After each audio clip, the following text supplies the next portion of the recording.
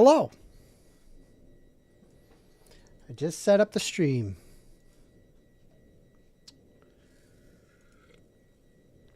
Let's see here. Curious if I just like preemptively restart my my Discord, will it fix the problem?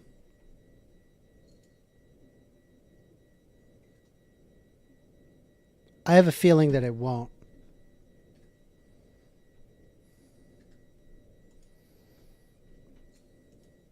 My oh, all right. This is the pregame. This is pregame. We're 30 minutes early. We'll see where we go with this.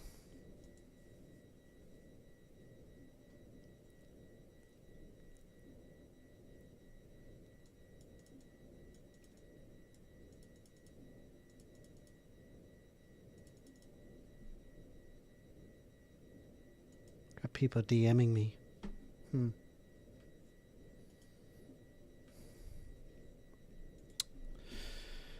Oh, where was I for Chrono Trigger? Oh, you know what? Oh, hey, Kyle Bonini. You're the first. Hello. How are you doing? What's going on?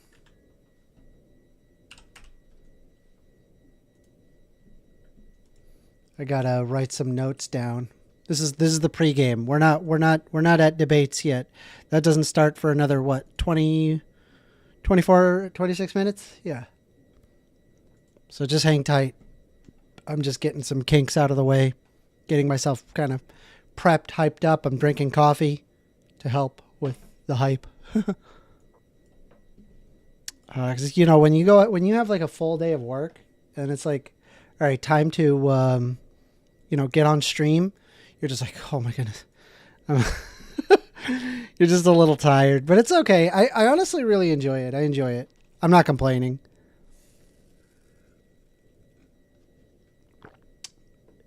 You found out your dog has a double ear infection. Is your dog a Cocker Spaniel by any chance? They tend to get ear infections. I don't know why.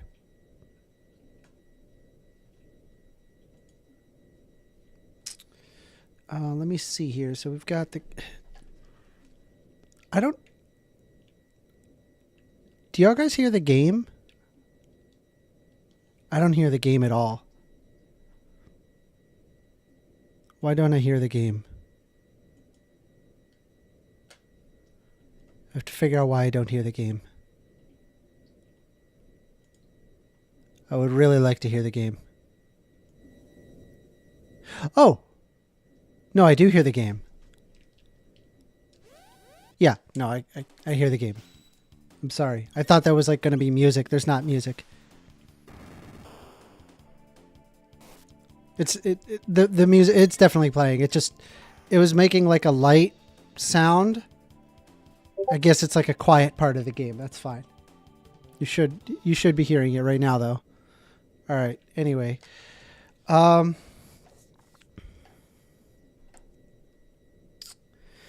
I need to...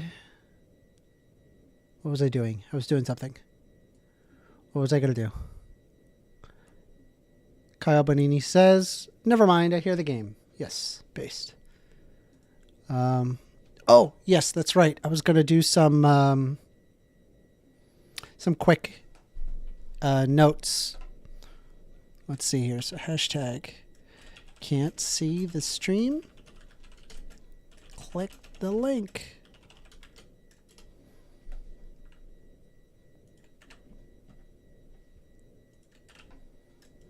All right. And then we have like my work.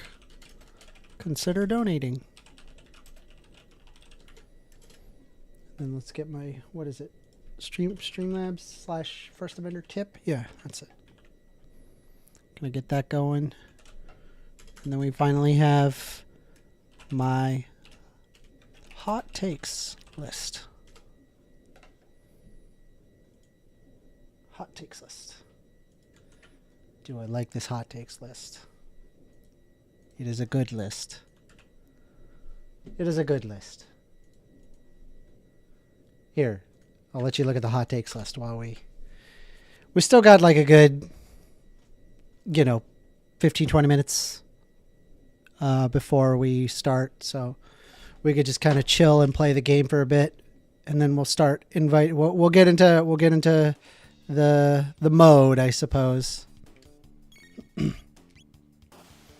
Hopefully then the coffee will kick in, because boy am I tired. Post Warhopper says noob. Do people use that word anymore?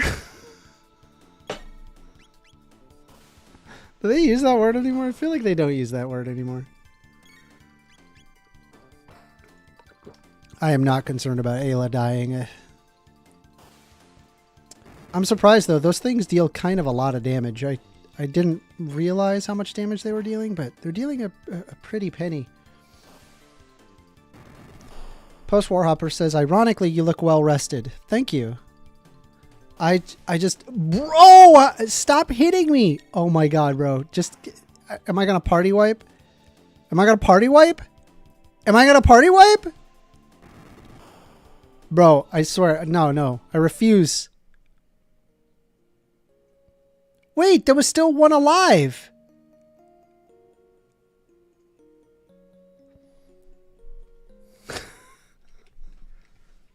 I party wiped. I'm glad that wasn't on the live. Well, I mean, it is on a live, but yeah, let me just start the recording. Screw it. We're just going to start the recording. I didn't record that.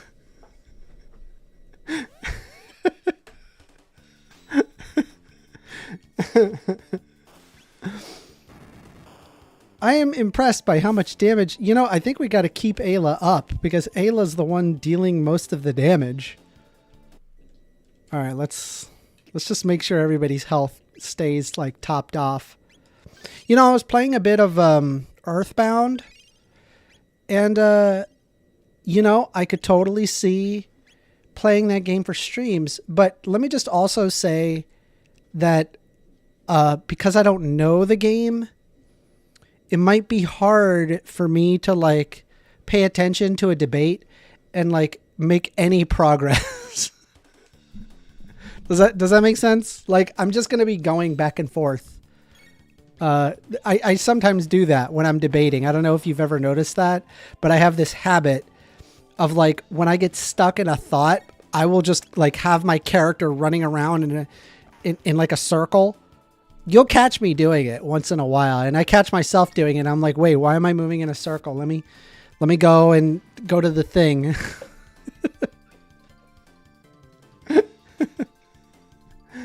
All right, hold on a sec. I'm gonna post this on my Facebook as well, just for fun. Just for fun. Honestly, like, I don't think a single person, like, all it is, like, on my Facebook, because I have it like relegated to just friends. It's mostly just like family members and stuff, right? And they're just not interested in that kind of content,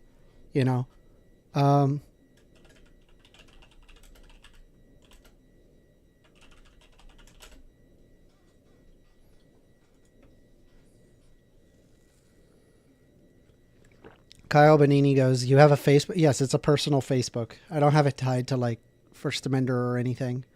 There is another one for 1stAmender.com that I need to completely revamp, because it was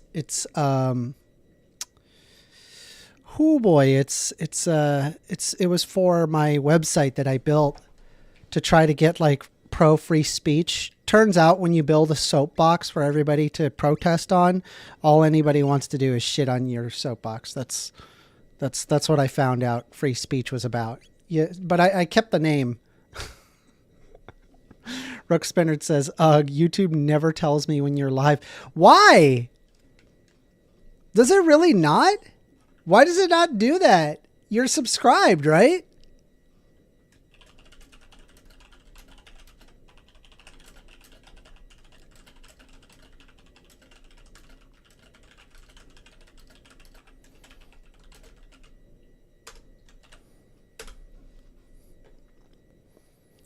okay, all right. So Rook, how did you find out about that I'm streaming early? How did you find out exactly? Like, what did you do? Do you have the notification bell turn on to personalized? I have no idea what that is. I know what the notification bell is. I usually hit that one. Do I have to be like one of those guys where I'm just like, make sure to like, subscribe, and hit that notification bell right below? Do I got to be that guy? Maybe I do got to be that guy. This is brutal, bro. All right, I got Ayla's equipment back. Though I don't think Ayla... Does Ayla even need her equipment? She's just strong. Yeah, she doesn't have an equipped item. All she has is fist. And she hits like a truck.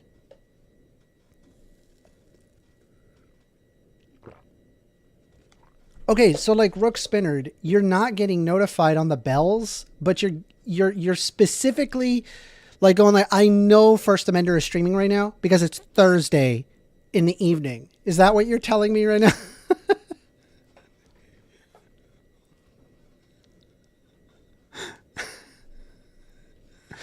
That's crazy if that's the case, bro. That is crazy.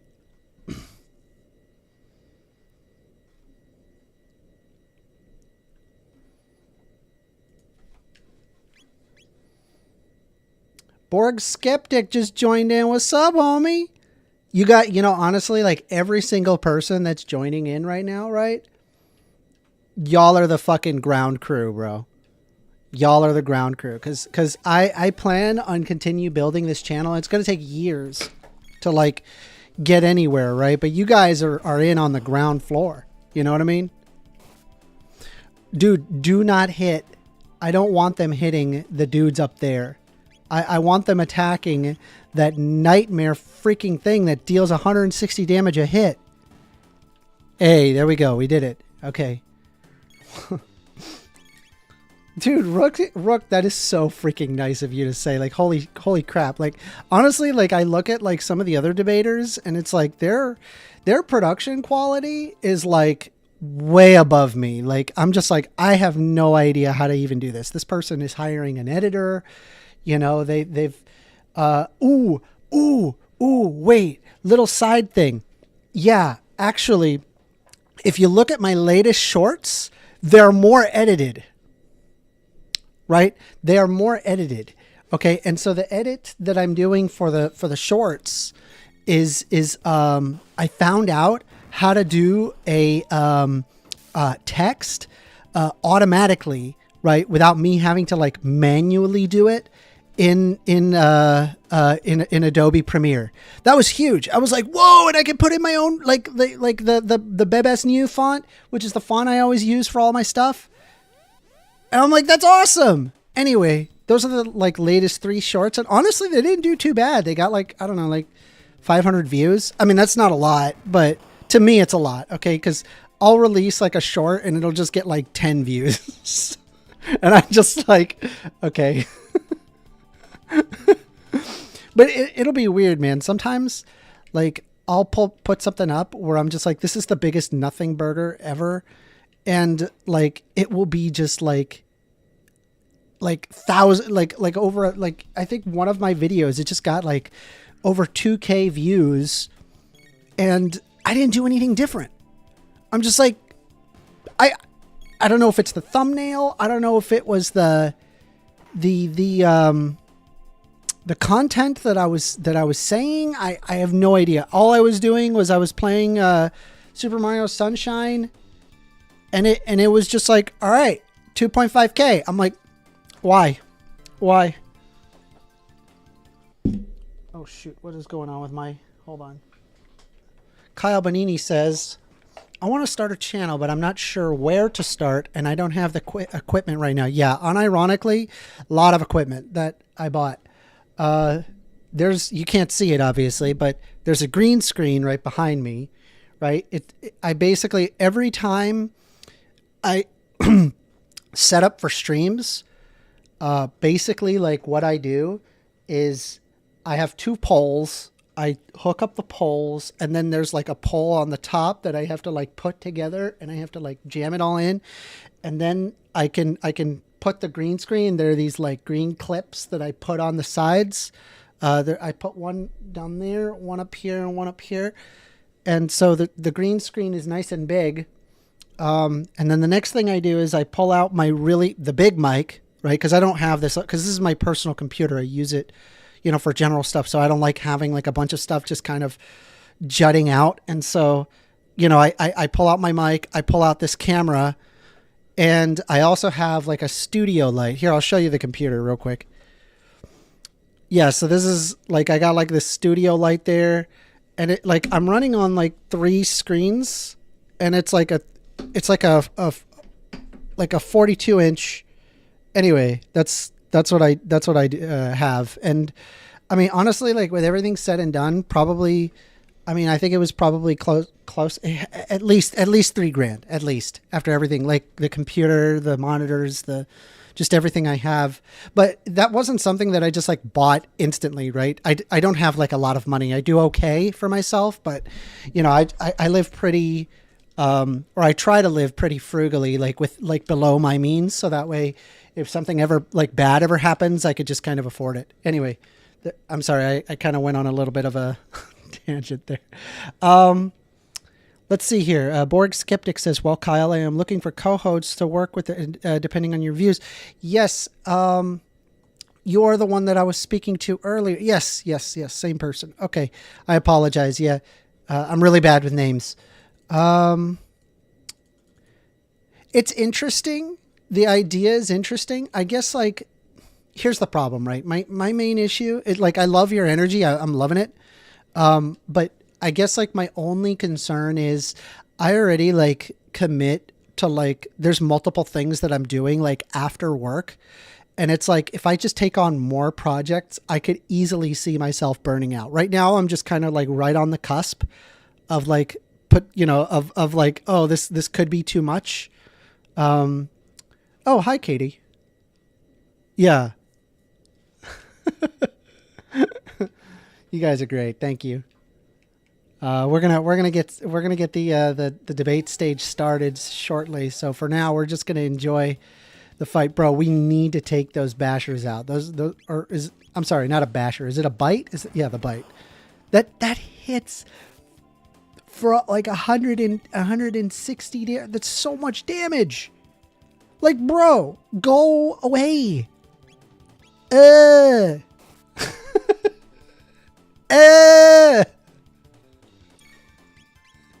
can't do it with these bites, bro. Borg Skeptic says, I can understand that. I went through burnout a couple years ago. Yeah. I mean, to be fair, like my mentality is I would have to say like I'm feeling pretty good.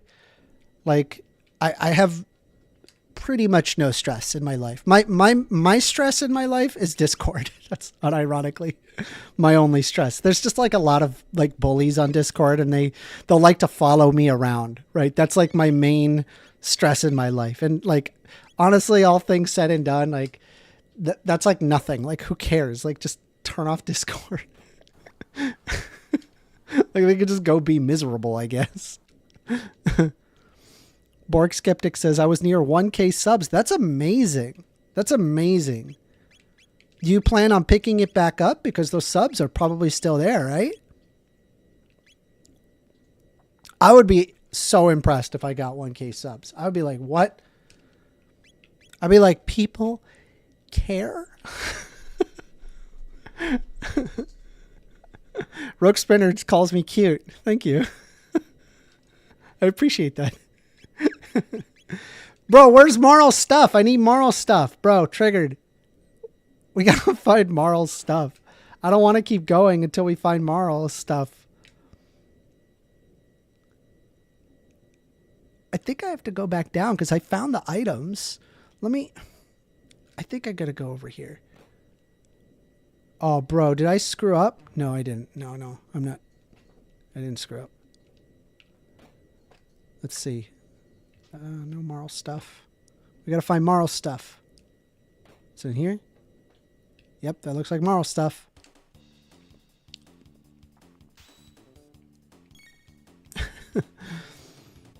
Kyle Bonini says, I can get burnt out really fast because I have autism. From what I've researched, a lot of ASD people get burnt out really fast, especially when I get a job and I push myself too hard to do well. Yeah, man, you know, it's rough out there sometimes, especially if you have something like that. You know, I sympathize with you a lot.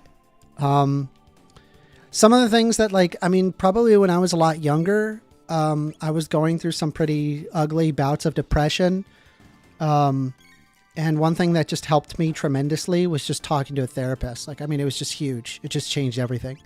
You know, it went from like kind of like this very dark place that I was in to a much brighter place. I mean, and I don't know, a lot of people think that like, oh, if you're like going to a therapist, you're like weak or whatever. No, bro, just trust me, it's worth it. It's not as bad as you think.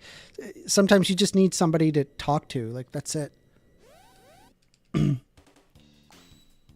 Kyle Benini says, that's true, Rook. He is cute. Thank you.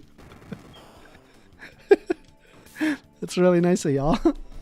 I don't think I'm cute. I just think I'm just like regular. Like, I'm just standing there like there. I don't know. Like, going to the gym, there's just like a lot of people that just look amazing, you know? And I'm just like, I'm just so standard looking. And not only that, like I got big giant dark circles under my eyes and I get enough sleep. People, they'll ask me like, you know, are you getting enough sleep? You look tired. And I'm just like, I'm not tired. Like, when is it appropriate to just go up to somebody and be like, you look tired? I'm like, you mean I look like shit? Thank you.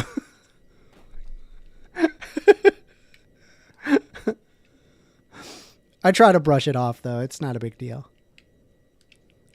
I need to figure out like,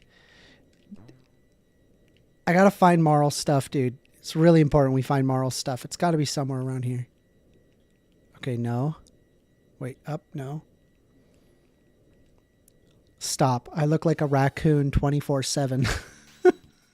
Wait, raccoons are adorable. People love raccoons and how they look. They look amazing.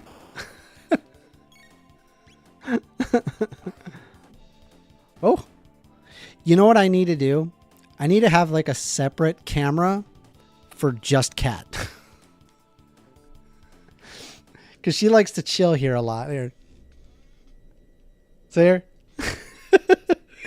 She is my baby, my little lady. Hi, little lady.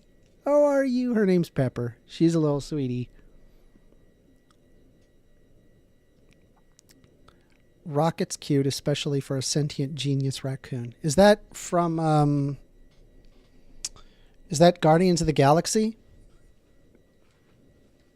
Is that I think that's Guardians of the Galaxy. Oh, hold on. All right. Well, it is, I think, what, 6:26? Should I just start it? 6:26. All right. Let me go ahead and start it. All right. I swear, every single time I start the event, for whatever reason, people can't hear me. I don't know why. It just happens. Anyway, I'm just going to hit start on this event. And we're going to hit start event. And I'm here. And then here's what I'm going to do. I am going to... hey, Wire, can you hear me? Hold on. I'm sorry. I'm talking in Discord chat. Can you hear me, Wire? No, there's no way they can hear me. They can't hear me. Hold on. Every freaking time, bro. Every freaking time. I have to quit Discord, reopen it, and I don't know why it does that. Every freaking time. Anyway, it's fine. I'm okay. Reconnect. Okay. Let's see here. Okay. All right. Hey, guys. Can you guys hear me? Can you all hear me? Can Wire hear me? Netrunner? Rook? Y'all hear me? I hope so. Okay, Rook says yes. That's good. Okay. Well, we got a good what, 3 minutes? I mean, we could just get it started. It's okay. All right. Hey, everybody. Welcome to the First Amender Thursday night debate stream. I don't have a proper name for this. I got to get a proper name. Like, what? First Amender's Thursday night debate extravaganza. I don't know. We'll figure a name out one day. One day we'll figure out a name. But hey, I'm going to go ahead and I'm going to link some stuff in side chat. Okay. And I hate these embeds. I'm going to remove them. Okay. So here's what you can see here, right? There's a few things.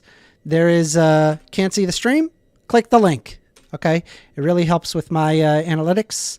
It helps with my, just get more people on YouTube. And in turn, that actually helps modern day debate. So if you are currently in the audience in Discord, I would recommend to click my YouTube link and then just have it muted, right? Because obviously there's going to be a little bit of time there in between. Okay. And the second thing that I'm going to tell you is that if you're in the audience right now, stay in the audience. Do you know why? Because there's going to be a vote at the end on what video that we're going to publish out of all of the debates. Okay. And if you do want to actually have the debate with me, all you got to do is raise your hand. Keep that hand raised. As long as you keep that hand raised, I'll get you up here if there's enough time. So just keep that hand raised, and I'm kind of a first come, first serve basis. So I saw Net did raise his hand first, and then we have Portuguese. So just keep those hands raised up if you're in the audience, okay? So we're going to get ahead and get started. Oh, last things. You can actually see my hot takes list. I posted it inside chat. If there's something that you want to see, if you disagree with me on, you could take a look at that hot takes list. And if you feel like you can beat me in a debate, or if you feel like that maybe I'm not figuring it out fully, all you got to do is raise your hand, and then we'll go ahead and have that discussion. And then finally, if you like my work, consider donating. I just got off of work and here I am. I am now debating. Honestly, I have a lot of fun doing this, and it's actually kind of amazing that people even spend the time to like donate at all. I'm just like, that's like nuts. Cause like my audience is so tiny. It's like so little. And so, every amount is like, whoa, that's really amazing. It's really just a great feeling. Anyway, we're going to move on to our first person. Looks like we have Net who would like to speak. How you doing, Net? Net, can you hear me? How you doing? Can you hear me? Yes. So yeah, it's nice to speak with you again. And in regards to our last conversation, I just want to clarify some things. Okay. So yeah, let's just clarify some things about the draft and your opinions on it. Okay, you want to bring up this? So we're still on the fact that I do not believe that the draft, and this is specific to the Ukraine war, that the draft is slavery. Is that what you're going to talk about? Yeah. Okay. So you conceded in the previous debate that a draft is involuntary servitude, correct? Yes. And therefore, it is against the 13th Amendment because the 13th Amendment explicitly states that Congress shall not make laws that involves involuntary servitude. Yep, that is not the case regarding a relevant case law. The Supreme Court, you realize that the Constitution doesn't end at the corners of the pages. It ends. There's additional criteria to add to that. Okay, so I just want to read the 13th Amendment. Here I go. Neither slavery nor involuntary servitude, except as a punishment for crime, shall exist within the United States. Is it clear?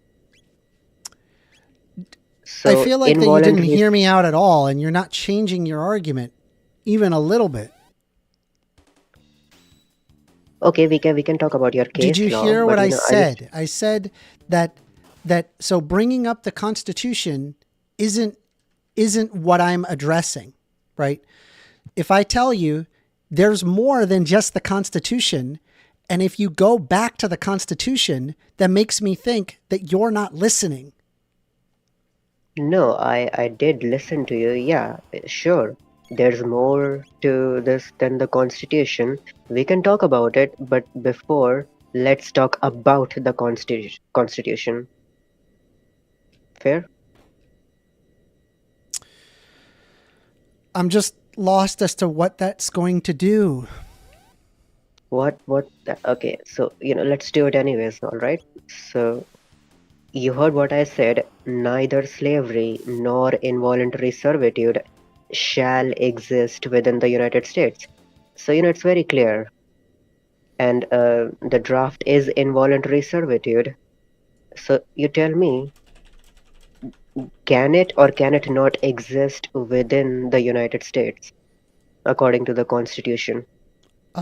It's a yes or no. Yes, it can exist within the United States. We've had a draft and it has been labeled as constitutional, albeit very unpopular.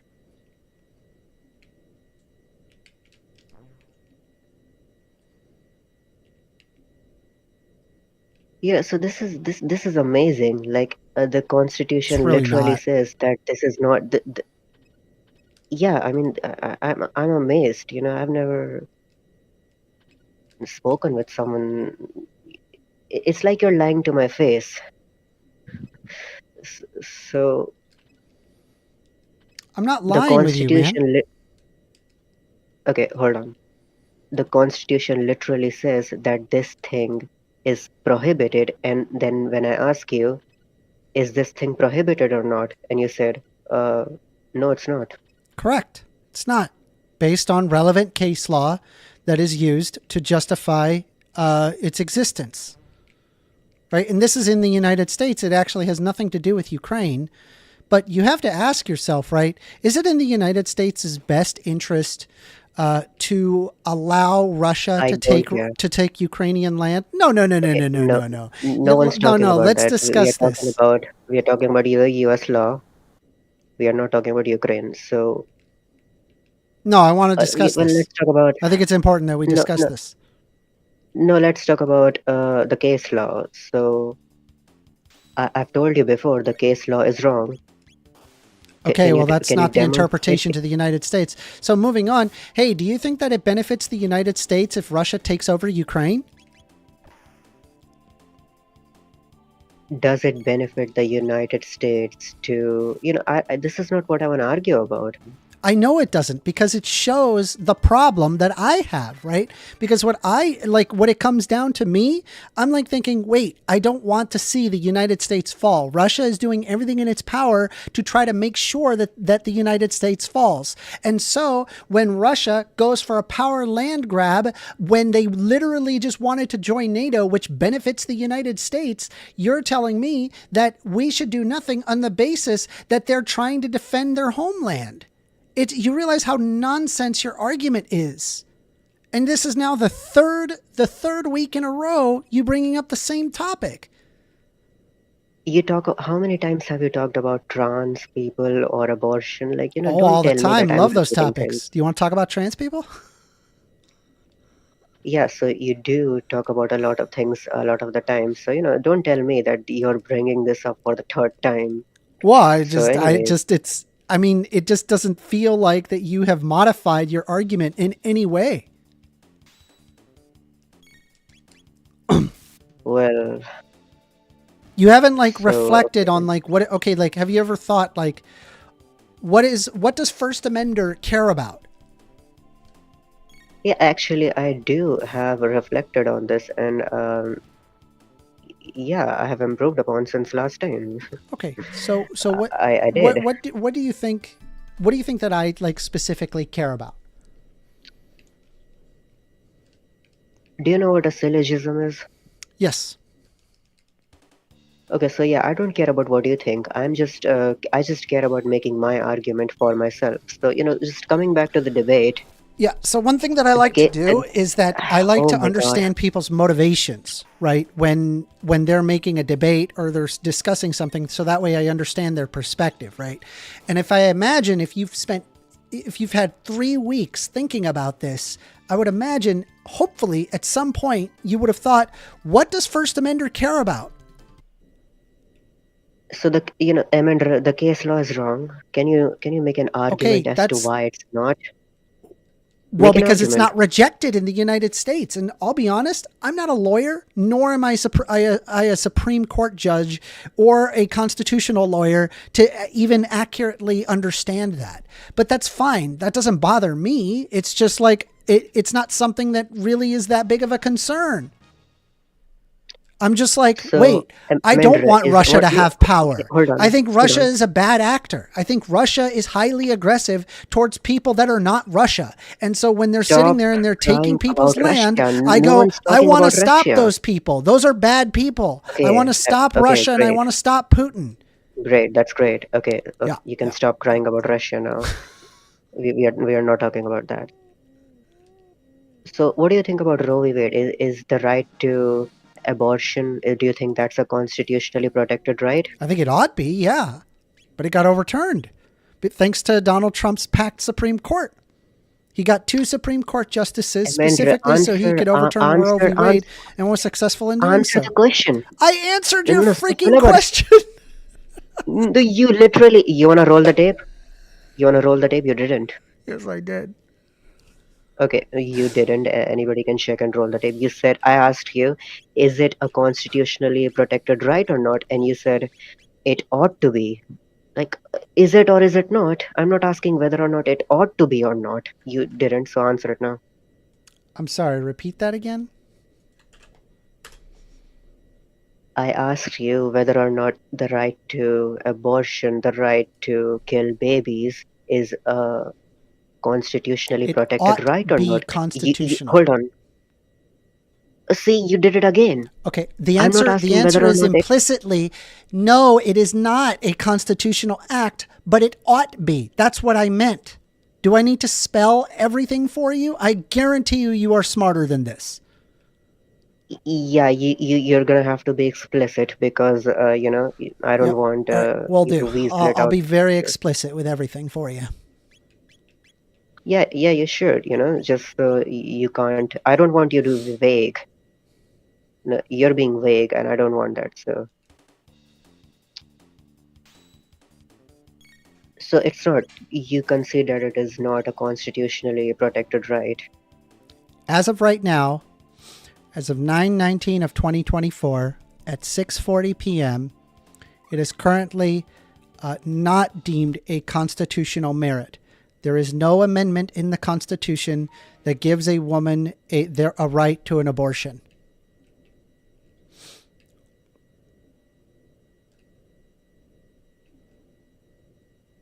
So, Amanda, there's a difference between something being a constitutionally protected right and being considered that. There's a difference between something being objectively something versus, what's the court's interpretation at the moment? Do you acknowledge that? Yes. Okay, so, it doesn't matter what the courts say right now or what the courts said in the past. If we are talking about something, it has to be the case that this thing was either constitutionally protected always or it never was. Do you understand? Wait, I think I was wrong in my statement. I said that there is going to be like an objective right and wrong. No, there isn't.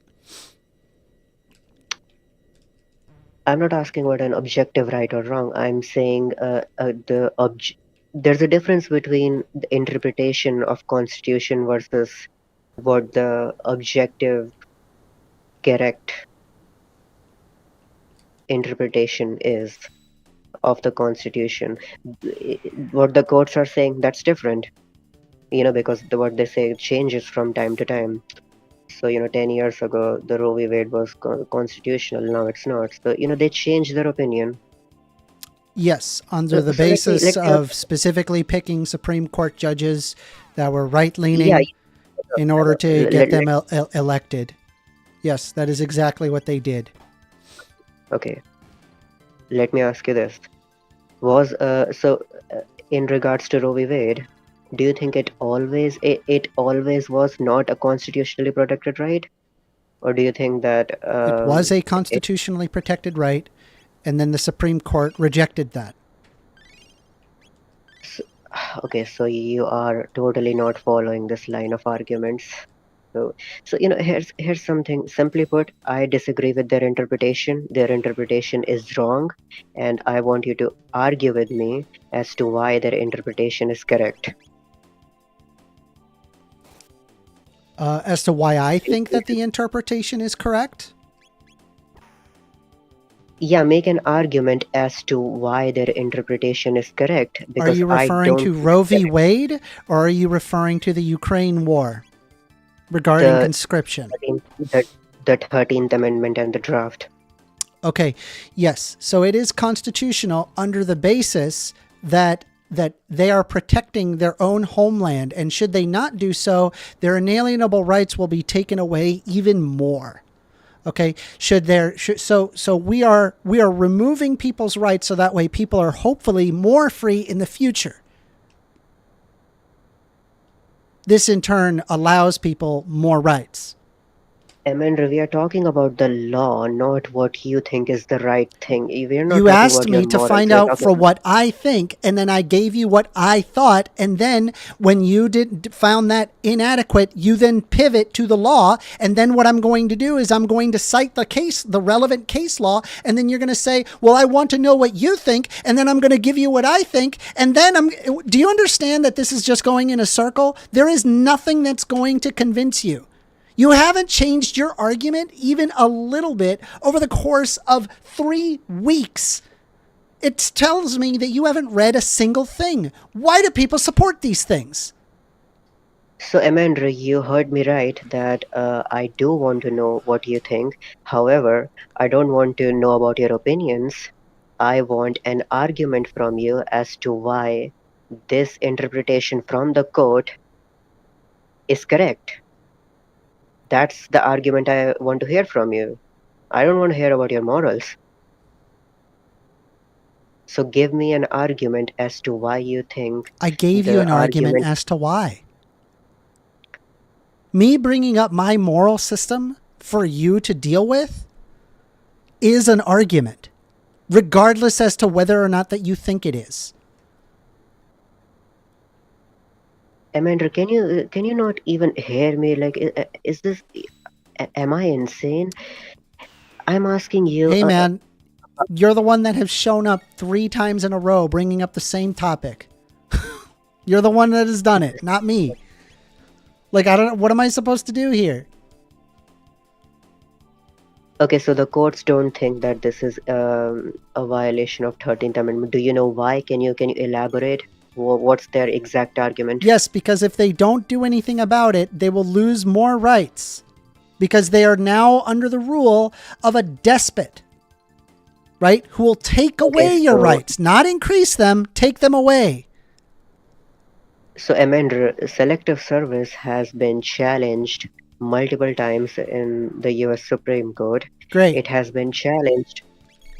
Yeah, and every single time it has been challenged on the basis that it is involuntary servitude. So I want to know your opinion and the court's opinion from you as to why this is not involuntary servitude, because that's the argument that everybody presents in court, and I want to know your argument against it. I've already given it. I don't know what else you want from me. I Like, feel like it's pretty you said cogent. It makes perfect sense. I don't know what to tell you that here. okay, I know you said that it's the moral thing to do. We need to protect people's, we need to sacrifice some freedoms right now to protect their freedoms in the future. That's what you told me, that it's the moral thing to do.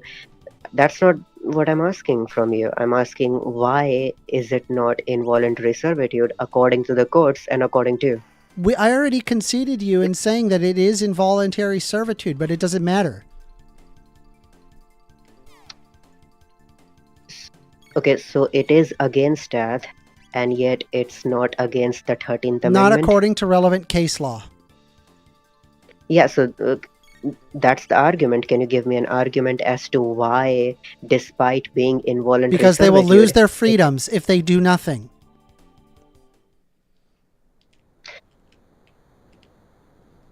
so it's not against the 13th Amendment because they would lose their freedom?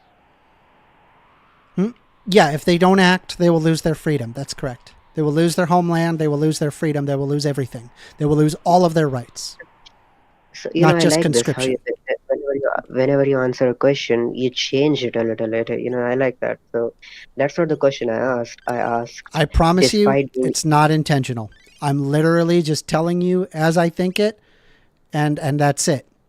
I don't know what to tell so you. you're so I bad. feel like it's pretty. No, I'm not bad faith. I'm telling you what I think it is. It's not bad faith. Yeah, it's amazing. You can be so bad faith and it's not even intentional as you put it yourself. You got So anything else? yeah, sure. So like I said, I have improved upon my ideas since the last time we spoke. So, I think the draft It hasn't improved even a little resembles, bit. yeah, I'm going to, I'm making I'm presenting a new argument. How about that? So, hear Go me for out. it, dude. So when we are talking about a draft, what does it really involve? It involves rounding up a bunch of people and, just throwing them into a death camp, basically. I think that kind of resembles a genocide. The Ukrainians resemble a genocide. Yeah, the Ukrainians resemble a genocide. Do Ukrainians want to kill all? Do they want to kill like Russians for being Russian? Are they drafting? Who are they drafting? They're drafting Ukrainian citizens. Uh-huh. So why would they be genociding the Russians? I mean, So you you're saying that totally they're cannot genociding like themselves? the Nazi Germany. Germany was genociding its own citizens as well. Like, what's the shocking They thing? were, Like, what no, they called the Jews not of themselves and they started genociding them. the Jews were part of their country. No, not to the Nazis. That's literally the point. I disagree. So, anyways, Okay, it well, Mein resembles a Kampf genocide. disagrees with you. Like, what is this argument? It resembles a genocide. Do you agree or not? No. Can you pull up the Let me definition of ask you this. genocide? Let me ask you this. No, no, no, no. Hold on. When the Pull up United the. States went into having the draft in Vietnam, is that a genocide? Go ahead. Go ahead. Say yes. Say yes to be Yeah, consistent. yeah. I'm going to hold on, but I want to expand You myself a bit the little bit. bullet, So, dude. no, You've let gone me full expand. crazy. I don't know what to tell you, dude. What is No, I this? think you're. No, I think you're crazy. So hold on. Okay, hold on. You think that the war in Vietnam, the Amanda, can United you States stop was asking the same involved in question a again and let me. genocide within its own citizens? Amanda, this is the thing I like. You ask me a Since question when do and we then when have I like a do give you, memorial for like the shit, genocide we you just commit? This you is just so asked me a question. disrespectful to so many Oh my people that are God. still alive.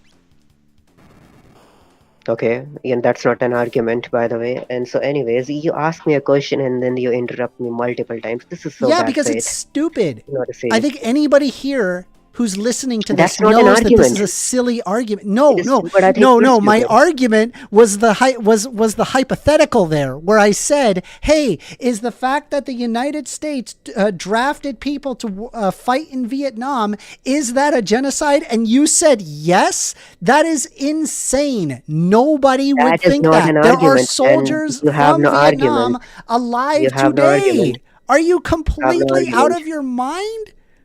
You have no argument, That Amanda. was an You can just argument. You're You can so scream and cringe. cry. You can scream and cry all you want, but you have no argument. Okay, How dude. about you present me an You argument? got anything else for me since I got no argument? Yeah, I was going to say that All if right. you're going, if All right. somebody, Wire really, really wants to speak in the. Go ahead. Come on up, Wire. Come on up. You're a mod, right? You can just come right up. Come on up. Wire's tweaking. We got to let Wire in. All right. Go ahead, Wire. Yeah, I am spurging over here. It's Okay. crazy. Bloody hell. Yeah, okay. So, okay. First off, um, in regards to constitutional of conscription in US, one, US federal law continues to permit compulsory conscription of men between the ages of 17 and 44 who have made the declaration of intention to become US citizens. And since being a part of a US citizen is recognizing, hey, the states have certain rights, and you have to do these certain rights to become a U.S. citizen. Therefore, if you have the intention of being a U.S. citizen, it isn't indentured servitude or like because like you already agreed to it. It's like a part of a contract. Second of all, in regards to your argument earlier with Ukraine, I put in an article in the side chat. If we're going to talk about genocides over here, Russia is the one that has been disproportionately whataboutism. This is causing the whataboutism. No, genocide. stop, No, no, stop. This is I'm allowed whataboutism. to say this though. Anyways, Russia is sending its ethnic minorities into a meat Yeah, grinder whatever. where they disproportionately hire ethnic minorities to join the army by giving them exorbitant rates, like I think like 3 times the average wages of a soldier, and in return they send all of them to the front lines to just be bombed to living hell, basically. And so this is a way that Russia has been using to get rid of their ethnic minorities. It is well known that Russia doesn't like, even though Russia has like one of the most diverse ethnic kind of cultures in the world, funnily enough, they really, really, really don't like those minorities, and they're trying to wipe them out, as demonstrated as in their actions in Ukraine. Once again, if you're going to bring up the US, we had a conversation like a week ago. If you're going to bring up US Constitution, like sure you Can can we do can that. we make However, one we're talking point at a about time? Like, international law, and you can you agreed stop earlier. gish galloping You me? well, Stop gish galloping. okay. Well, okay. You can answer. I'll let you answer every single one. But we already agreed a week ago that the current interpretation of international law doesn't throw away um, like involuntary military service, unless it's certain stuff like, for example, child being like kind of forced in a like a you get locked up into a car and then driven away.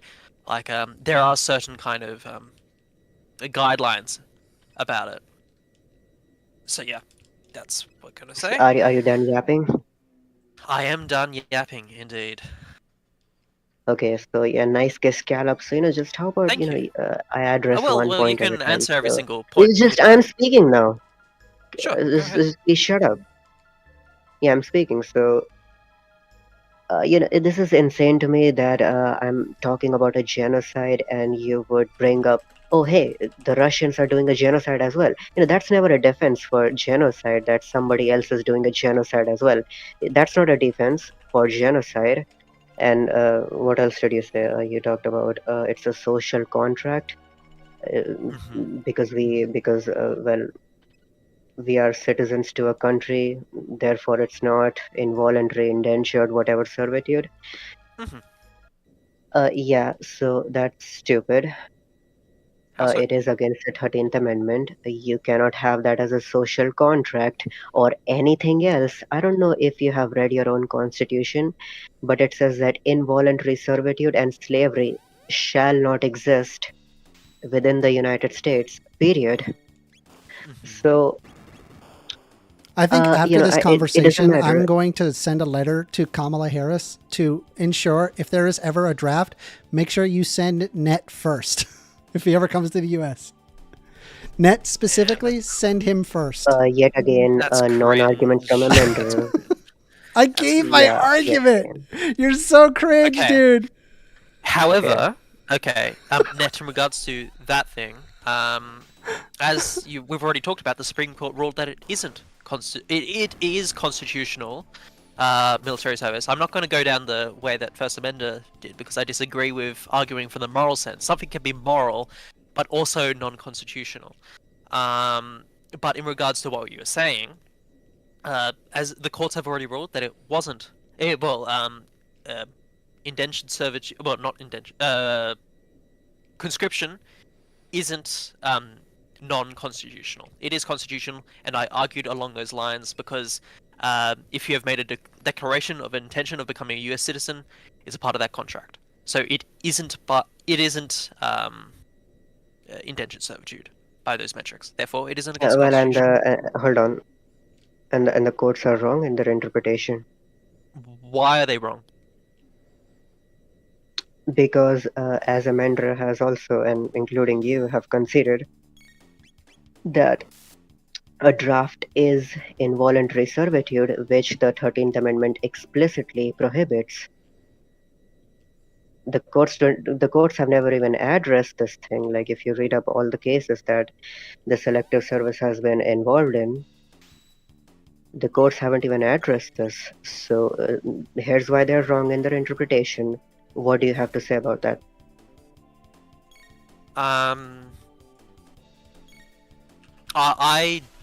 You would have to argue why it isn't I am. being a.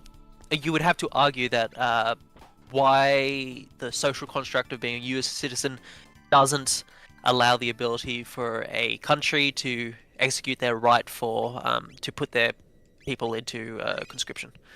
Does the 13th Amendment give an exception for a social contract? No. It says that, except All right, as a bros. part of I'm a going to give you guys punishment. 5 more minutes, and then I'm going to cut it off, okay? Go ahead. Thank you, First Amender. No problem. So yeah, the I 13th Amendment has no exception at all I for don't a think it's an social exception. No. contract. It isn't an exception to the 13th Amendment. It's just the 13th Amendment doesn't apply because it isn't indentured. Sorry, what? The 13th Amendment doesn't apply. It is the conscription isn't an exception to the 13th Amendment because the 13th Amendment doesn't apply to U.S. conscription because it has nothing to do with it. It's a thing that is a social contract. It has nothing to do, dude. You're not clear. Like, Therefore, it's just not speak involuntary. clearly. Can you speak a little clearly? Like, it's not. What are you even saying? It isn't involuntary because the courts have ruled that being a part of a U.S. citizen is agreeing to conscription if that's needed. Therefore, it isn't involuntary because you can voluntarily Again, we just say you're keep American citizen. talking. We just keep talking in circles. It's not because the courts say it. I just told you the courts are wrong in their interpretation, and here's why. Yeah. And you have failed to engage with that argument. You just keep Okay. looping So, back to the same argument again. please, Hold on, please hold repeat on, your hold argument on, then. hold on, hold on. You just keep circling back to the same argument that, hey, the court said this, therefore this. Tell me why the courts are right in their interpretation. How is it not involuntary servitude? Amender, can you answer this? Did you or did you not concede that it is involuntary servitude? I'm willing Or to are you gonna concede to lie? that. I mean, it's a form of involuntary servitude, but I don't think it's unconstitutional. No. I disagree. I disagree that it's involuntary. I mean, to some level, like you are involuntarily showing up and you are serving the country. So it's like, Sure, but is yeah, paying there's a your lot. There were a taxes lot of people in involuntary? Vietnam that, yeah, of course, but that doesn't mean that doesn't mean that it's not appropriate. I would disagree. Being a part of a U.S. citizen or a part of any citizen of a country is agreeing to, hey, these are certain duties that I have, which is also including paying taxes. And I don't think Annette would agree that paying taxes is like a involuntary service to the country, therefore would be a type of slavery. I feel like if you're a citizen, you have certain duties, and those are voluntary if you want to be a citizen. You can throw away your citizenship if you want, if you don't want to do these things, but then that goes into an entire other can of worms. This is so stupid. Because back then, the southern states could have just said that, oh hey, you wanna be, hey, black guy, you wanna be part of this country. Well, you gotta be a slave. That's the social contract. You agreed to be part of this country. It's a social contract. It's not involuntary. It's not against the 13th Amendment. Become a slave again. This is so stupid. I am not aware of that. Amanda, what do Could you, you could could you the link states that? not have said this? Sorry, what?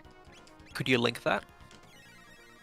Link what? I made an argument. I'm not sourcing anything. I'm saying that if you can get away with slavery or involuntary servitude by saying that, hey, it's a social contract, well, then we can have slavery again in the United States. We can say, oh, hey, black people, we have a social contract, time to become slaves again.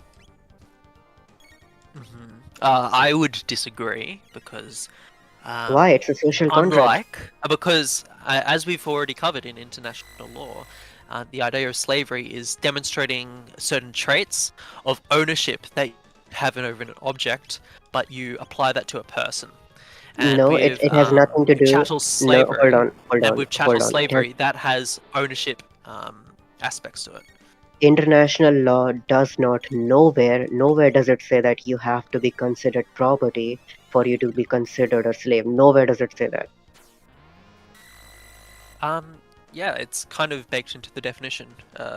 Being No, a it's not. slave is being property of someone Can else. you recite me the definition? Like, what definition are you referring to? Recite it. Okay, slavery is a practice of forced labor and restricted liberty. It is also a regime where one class of people, slave owners, could force another, the slaves, to work and limit their liberty. No, no, Throughout don't history, some Google forms of it. slavery exist. Don't Google it. Okay, Tell me my type of what's the. okay, my definition for slavery is No, not your definition. um. Then what's the No, hold on, definition you want? hold on. I'm gonna, what about the United I Nations can't definition? Google, What about? All right, bro. and Hold on. Timer's I up. can't say my Timer's up. definition. We're moving on. I'm sorry, Net. Yeah, you have not convinced me whatsoever on this, and I don't know, man. I don't think Wire's convinced either. I don't think anybody in the chat is convinced of this argument. Anyway, go ahead. Anybody who Yeah, is well, currently yeah. in the, I'm going to move everybody back to the audience. That was Net, guys. Did you guys like that?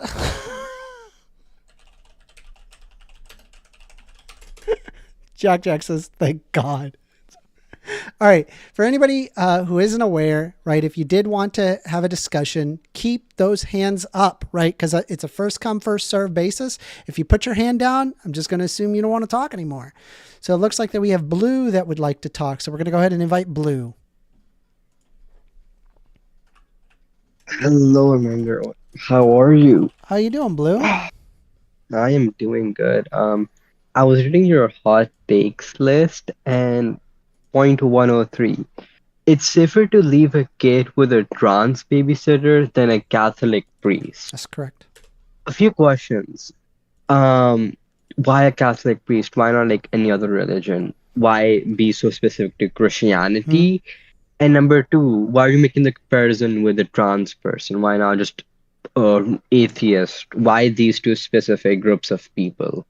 Like, Yeah, so there's two groups of people that get commonly called pedophiles, and it is Catholic priests and trans people.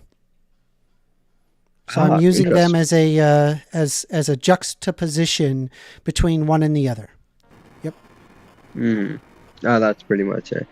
I mean, then it's also bold to say like, hey, it's safer to leave for someone with a babysitter and not like a trans babysitter than a Catholic priest, Like why trans person is, in your opinion, better than a Catholic priest in babysitting or just, watching kids? Like, I don't understand that. Like, how do you make that assessment? Sure. So I can explain it to you. Let's assume both of the people are pedophiles. Let's assume that that's the case. right? Okay. The trans person. Let's also assume that the trans person is not a trans male, but it's a trans female, right? Because that's usually what people are concerned about, right? Mhm. Okay. So if that's the case, if people are assuming a trans female and a Catholic priest, assuming that they are both in fact pedophiles, the reality is that if a trans person was taking hormone replacement therapy, which they often are, and I'm assuming this babysitter is above the age of 18, right? They are taking hormone replacement therapy by now. One thing that happens when you when you take hormone replacement therapy is that it reduces your libido. And given the fact that it reduces the libido because of the lack of testosterone, that would mean that their sex drive is basically zero. So even if you assumed that they are a pedophile, the probability of them doing anything to your child is pretty much zilch. Whereas that's not the case for the Catholic priest. Yep. So it's purely scientific based. But I would also argue, like, yeah, that's true. But at least I would say if a person is like a priest, they would have some sorts of morality.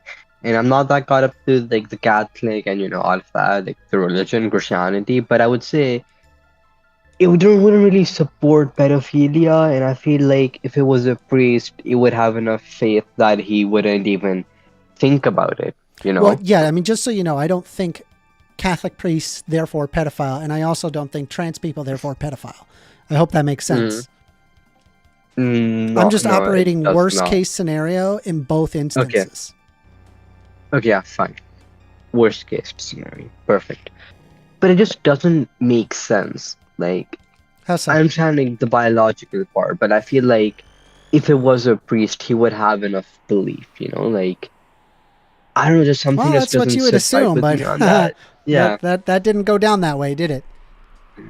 yeah, fair enough. Yeah, interesting. So, yeah, that's about it. I didn't really come in debating more about just understanding your point of view. Also, what was the last debate? What? What was the debate with Net? So Net has What been was coming that up here whole? for the past, I think, 3 different weeks, bringing up an argument saying that we should not support Ukraine because Ukraine is pro-slavery. And the reason why that they are pro-slavery is because that they are forcing people into conscription in war. That's Ah, their position on it. I don't agree with that at all. But that's have just a completely you different heard discussion. of drafting for war? That entire sort of thing. Hmm? Wait, has he not heard about like drafting for war? Like as the example you gave, um, basically in the Vietnam, like it's World War One or World War Two, like people were drafted for war because they were needed. Like, Oh, I guarantee you yeah, they don't care about that. God. But they're not here, right? I'd rather have a discussion with you regarding topics that you care about, Yeah. as opposed to like bringing up somebody Yeah, I'm who just can't defend understanding themselves that. currently on Yeah, stage. yeah, I understand that. I was understanding what that was. Yeah, Hmm. that's about it. Nothing else. Okay. Yeah, see ya. All right. Yep. You have a good day. Yeah, you too. So it looks like that we got 2 people that would like to have a debate. That was Blue, 10141. Blue discussing, what was that? That was trans babysitter. Okay. By the way, just so you know, for everybody who's in the audience right now, make sure you stick around, right? Because at the end, we're doing a vote to see what video shows up for the week, right? So stick around to the end. And if you are not opening my YouTube video, I recommend doing so because I'm currently playing Chrono Trigger and you can see what I'm doing in the background. I recommend just muting it if you are on Discord. It just helps the analytic. It really does. Anyway, let's take a look here. So we've got some other people that would like to have some discussion. So we're going to bring in P-Pan. Or is it just Pan? Let's see here. Come on up, Pan. Hello? Hello. Put pan or pan, whatever works. Okay. There's two things I'm interested to talk to you about. I guess I'll tell you both of them, and you can tell me if you would like to, which one you'd like to talk about. Is that fair enough? Sure. The two I'm interested about is your position on mind-body dualism, and then that you think God can be disproven Beyond a reasonable doubt. Yes. beyond a reasonable doubt. Sure. Okay. So the mind-body dualism is disproven under the basis that. Okay. Well, let me just start you off with this. Do you believe that that matter cannot be created nor destroyed? It can only be transferred. Matter and energy. In our universe, yeah. Okay. In the brain. Whoa, a thick toast. Thank you for the subscription. I really appreciate it. Okay, so if you believe that within our universe, energy can neither be created or destroyed, it can only be transferred, right? Let me ask you the next question. Is the spirit, the mind, it's beyond our universe, correct? I would just say the mind seems to be non-physical. That's what I would say. Okay, If the so, mind by is beyond our universe, non-physical. you mean non-physical. Yes. Okay. Does the mind influence the body in any way? It's not. I'm not sure. It's not clear to me. It could be that the body influences the mind. It could be that the mind influences the body. It could go both ways. Okay, so usually that's a very atypical response. Usually what people will tell me is that the mind does tell the body what to do, right? Effectively giving it agency, something separate, this emergent property of consciousness or whatever. But I'm not sure that really is clear. I mean, that's fine if it's atypical. I'm not sure that is clear. That it's not just that the mind is following the neurons in your brain. Okay, so are you saying that like the mind is the neurons in your brain? No, but I'm saying that Well, it's then you're possible. going to have to give me your position because now it's just, I don't My know, it's position is very that gray I don't area know. here. Sure. My position is that the mind is non-physical, but I don't know if the non-physical mind is determining the body in some way, or if the body is determining the mind in some way, or if they're both doing that. I'm not sure. But I Gotcha. do So, think the mind is non-physical. gotcha. So I presuppose that the mind is affecting the body and causing the body to act. Because like For the sake of there's- argument, we can assume that is the case. Sure. But I'm not sure you have good reason to think that. Well, if it's the alternative, if it doesn't, then it doesn't do anything. I may as well be talking to you about anything that's make believe that's unfalsifiable. It it doesn't influence anything, and so it effectively, as far as we're concerned, doesn't exist. And so the only place that we have to hide is to think about, okay, assume that it is in fact affecting the body. Right. And so if we concede to the fact that matter cannot be created or destroyed, it can only be transferred, then the answer is there must be some sort of mechanism that goes from the non-physical to the physical that allows someone to act. Right. And because there is no mechanism that is known whatsoever, it's just not there.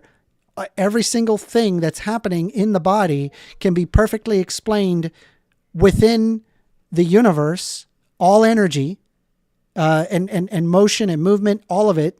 It is perfectly explained with the food that we eat. So how is mind-body dualism the case? Okay. I guess 2 points. To the first thing you said, well, while it is true that the mind is not itself causing anything, then you're right. It doesn't do anything per se in the way that it's not a cause of something, but it does do something in the sense that it is your experience and you're aware of it in that way. So it could be the case, and if you're a materialist, you probably are committed to some sort of determinism in this way. Probably. You probably don't think you have free will, that your mind is just following these physical events in the same way that like a rock rolling down a hill is just following the laws of physics down that hill. And you can predict with absolute certainty the path it's going to take. And in that way, your mind is just like your conscious experience, like qualia, is just following from some physical event. It's not itself a cause of anything. If you're a materialist, or if you don't think mind-body dualism is true, you're probably committed to that position. And now to your second point, where you say like everything going on in the body is perfectly explained naturally. I fail to see why that matters. Why? What matters?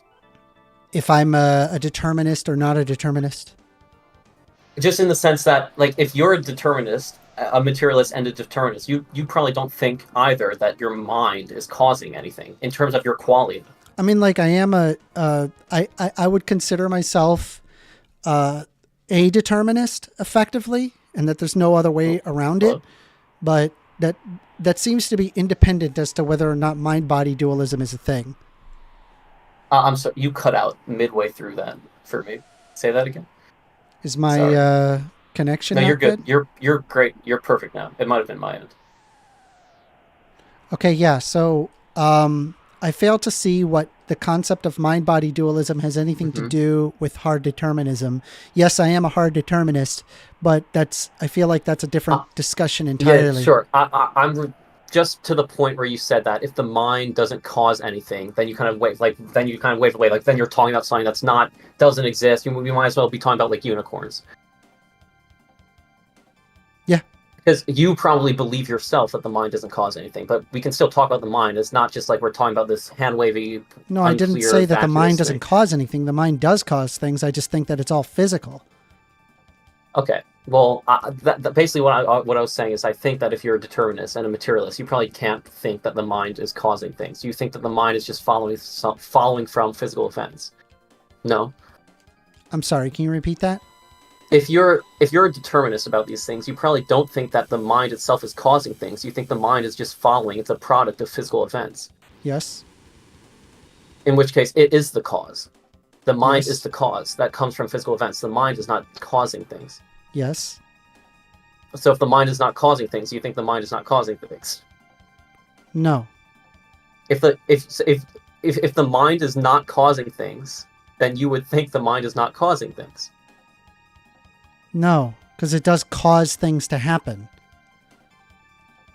Okay, so then the mind is causing things. What is the mind causing? It moves neurons around and causes you to think a specific way. The mind moves neurons, or the moving of neurons causes the mind? The neurons is the mind. It's the same thing. Okay.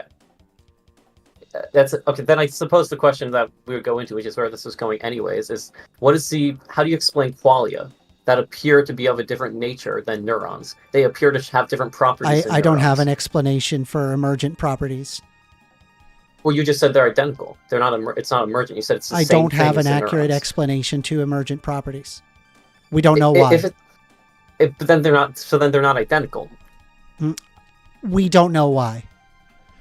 We know it's there, and that we know that the neurons cause these specific feelings or the qualia to occur, but we don't know why that's the case. Are qualia a different thing than the neurons, or are they the same thing? I think that the neurons, I think they are the same thing, but okay. But it's kind of weird because it's like when you're saying qualia, you're referring to like the phenomenology of a person, and it's like that's basically the concept of an emergent property, where it's like, take for example, if I think about my cat, is quintillion, molecules kind of smushed together. And then when they're smushed together in this specific order, we have cat, right? My cat's eating right now.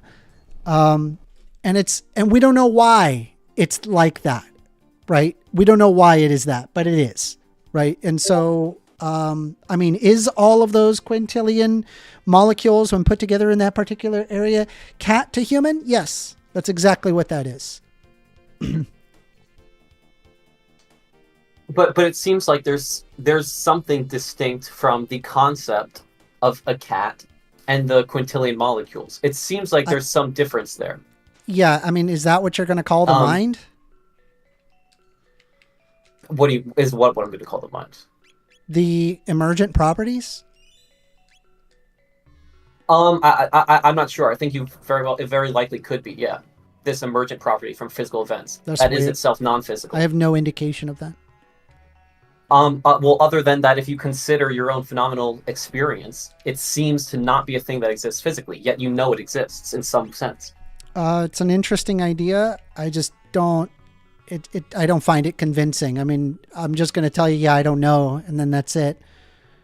I don't think that is an argument though for mind-body dualism. You basically have to like kind of shoehorn in your square into this circle, and then say that it fits, so it must be it. But you know, have you seen like, There's oh, different what notions about of this mind-body trapezoid? dualism. Oh, it goes into the square hole. Have you seen that? Do you know what I'm talking about? Yes. Yeah, I know what you're talking about. It's literally that right now. Like, Let me ask you this. like was I have gonna no ask you this at the indication that it start. really should go there.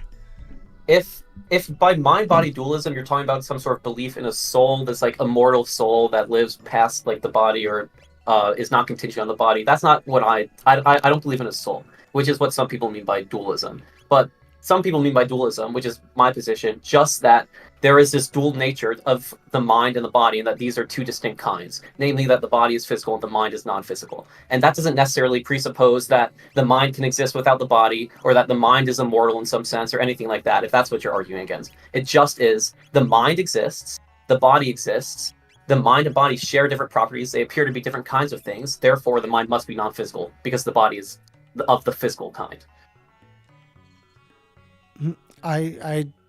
And there doesn't seem to. I don't you think just the repeated your laws argument. of physics do not. You're just saying that you see these emergent properties and you're attributing that to the mind. No. What emergent properties am I attributing to the mind that you don't think are Qualia. attributable to That's the mind? an emergent You don't property. think qualia are attributable to the mind? No. No. No. What are qualia? Where do they come? Where does qualia come from? If It's it's an not from the emergent mind? property. Where do you and you don't know where it comes from? It's just there, and you have no Well, explanation. it stems from like the neurons and them firing off, but we don't know why it's that. I mean, the mind, just know almost it by is. definition, is something that is encapsulated. Okay, but by like qualia, that or doesn't mean contains that qualia. there's like this other outside physical world when it's something that can be experienced physically. No, but it means qualia. Like are like part if of I the stop mind. your neurons from firing, the qualia goes away. It's no longer It might- there. you so don't know it's that. it's It might not. what we It know might that not. to be the case. We don't know that to be We the case do. because we can't examine people's conscious experiences. Yes, we when they're can. dead or It's an others. MRI How? machine. No, an What? MRI machine does not tell you qualia. It does not show you qualia. No, the it's MRI not machine, qualia, but it's going to tell you whether or not somebody's conscious or not. Come on, man. But it tells you if there's You brain can see activity. brain But the link activity, between qualia yes. and brain activity is only Yeah, how the hell do you think correlational. we know that somebody is brain dead, for instance? It's only a correlational link between brain activity and qualia. That's Okay, it. well, I We think can that's never what it directly is, right? experience- Because I have we can no never indication directly of the experience outside. I've never seen consciousness. somebody exhibit consciousness when their neurons are gone. Never, That's fine. never. That's- and by that's the way, fine. that But will exhibiting never ever consciousness happen. And exhibiting consciousness and having consciousness are not the same thing. And you can't jump from one to the other. Exhibiting consciousness and having consciousness is not the same thing. Why don't you explain that to me? That doesn't make Okay, any sense. sure. You could conceive of somebody that is conscious but cannot act in any way as to show you they're conscious. For instance, they could have no control of their body, they could have no brain activity, yet they could have a conscious experience. Or you could be a conscious Where? experience How? without a body. No, where? You could have a How? disembodied consciousness. How? I said you can conceive of it. It's logically No, possible. no. It doesn't I want an necessarily entail a instance. I want an contradiction. actual real instance where this is at all possible anywhere under any eukaryotic organism. Okay. Any. The- Bring up any single instance. Do you understand what is meant by metaphysically possible? Do you know? Does that mean something? Yeah, to you? I understand what it means by Okay, do you metaphysically think possible, it's- but we do you can think it's meta- presuppose all sorts of nonsense. Do I'm you talking think it's about reality. You're saying Okay, that do you this think- mind-body dualism is likely, and so I'm drilling down into here. You made an argument saying that this conscious experience is somehow different from consciousness. It doesn't make any sense to me. So I'm asking you, no, give me an I- example what where I said neurons are is- not firing, Well, where no. the brain is not working at all, yet they have a consciousness. Okay, what I said is having a conscious experience and exhibiting consciousness, like showing actions that tell people you're conscious, are not the same thing. So I don't have to point to an actual example of that happening in our world to show you those are not the same thing. I just have to explain to you conceptually that they're different, which is why I'm appealing to metaphysical possibility. So conceptually, having consciousness and exhibiting signs of consciousness are not the same, because you could theoretically conceive of something being conscious and not exhibiting any signs of consciousness. That's the point I was So- making just then. So, Papan, outside of your house right now is a naked hobo. But don't look out there. If you look out of the naked hobo, man, the naked hobo will disappear. right? And don't put any ring doorbells because he'll disappear as well. He'll never see you again. But naked hobo brings you good luck. You think that's likely? No. Why? Why can't you presuppose it? Because I don't think you can presuppose things without good reason to presuppose. Really? Things. That's amazing. I agree. I'm glad. But if you told me that such a hobo I have no existing is reason to logically- believe what you're saying. Is it logically It's the same possible thing. Is it logically possible that such a hobo could exist? No. The naked No, hobo that no, it is disappears as soon logically- as you that look is at it? logically No. possible. No. Okay, you don't know what metaphysically possible means. That doesn't necessarily You entail can a logical contradiction. presuppose all sorts of nonsense, but the problem I'm is, not asking- that just- the problem it is is that logically possible. It is me logically myself, possible. right? You don't know I what am that operating means. that I operate within reality. I need things That's to fine. work That's not what within logical reality, right? And possibilities so what are. needs to Logical happen is that possibilities there. Yeah, I get that. You can presuppose all sorts of nonsense like your answer was no. The hobo's yeah, not like a physically disappearing possible, but it is hobo. logically A disappearing That's not physically possible, but it's logically possible. Okay, that's fine. That's fine. It's So not it is- so physically when I asked you possible, if it was- right? so It's well, I not didn't ask physically if it's- possible, right? Is it logically possible? Yes Okay, or so no? logical possibility doesn't mean that it exists, I understand right? that. I understand that. Okay. Is it Right, yes, that's true. So, Is it logically so if you're possible? bringing up a logical possibility, when I'm asking you, when I've told you that mind-body dualism is false, and I can prove as to why, right? What needs to happen isn't a logical possibility. You need to provide an actual reality Yes, that's behind correct. it. I'm not arguing that mind-body dualism is logically possible. I am saying that it's physically possible, and in fact, I think probably is the case. The reason I'm bringing up logical possibility right now is because I'm just trying to establish this other idea that's secondary to the primary discussion, which is that exhibiting consciousness and having consciousness are different. Okay, so if you would just let me answer this question, I'm going to try and get there, and then we can move on to the primary discussion. I'm not trying to say, oh, mind-body dualism is logically possible. Haha, slam dunk argument. Obviously, that's silly. That's not what I'm saying. I'm talking about something different right now. We're going to get back to it, hopefully. So what I'm just trying to say is the hobo existing is logically possible, not physically, and probably no good reason to think it does exist, but it is a logical possibility. Therefore, if I said, hey, such a hobo is logically possible, you shouldn't disagree with me. You should say, yeah, it is logically possible, but I don't think it actually exists. In the same way, if I tell you that consciousness or having consciousness and exhibiting consciousness are different, of a different sort of thing, you should also say, yes, that's true, but, physically speaking, actually in reality speaking, it's not clear to me that that is the case. But I'm not trying to get there yet or make that other claim. All I said that you disagreed with is that it is different to exhibit consciousness and to have consciousness. And truthfully, at this point, I don't even remember why we got on that in the first place. But I said that and you disagreed. Yeah, because I have no instance where this having consciousness and exhibiting consciousness aren't effectively the same thing. And so as a hypothetical, I brought up, is there any instance where the quality of having consciousness can be exhibited even though they possess no neurons whatsoever, no brain? If you can conceive of somebody being conscious without exhibiting logical possibility consciousness, is not actual possibility. I need actual possibility, not logical possibility. When I'm talking about two things being a different sort of thing, we're talking about the notions. We're talking about the concepts, which are not things that exist in objective reality. You can't go out and touch these concepts. If you can conceive of something being conscious without exhibiting consciousness, then you must agree these are a different thing. Otherwise, you couldn't possibly physically. do that. No, I don't think that's possible. I'm talking about them being a different kind of thing. When you talk about a kind of thing, you're not talking about physical stuff. You're talking about what the essences of things, the essences of concepts. I'm talking about the kind of thing that they are. I'm not talking about their physical properties. I don't find this convincing at all. Not even a little bit.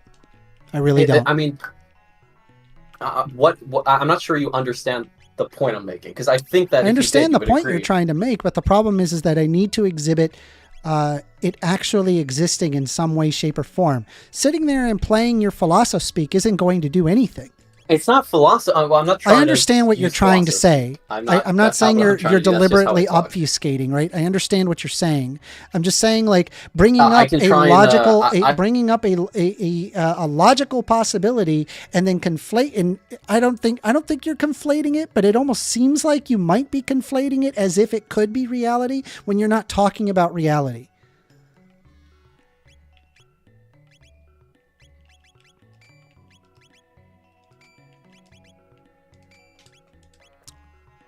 I stopped hearing them. Did something happen? Can you guys hear him or no? Did something happen? You display the property.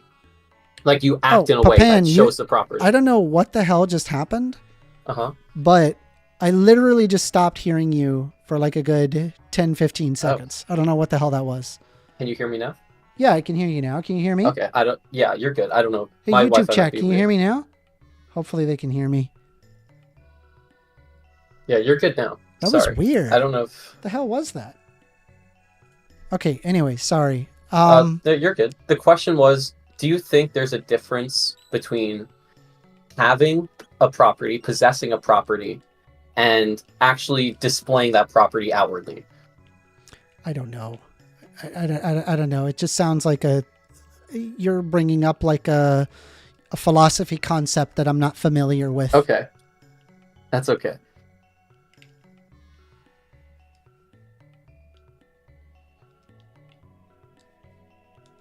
Yeah, that's okay. Okay. I think it's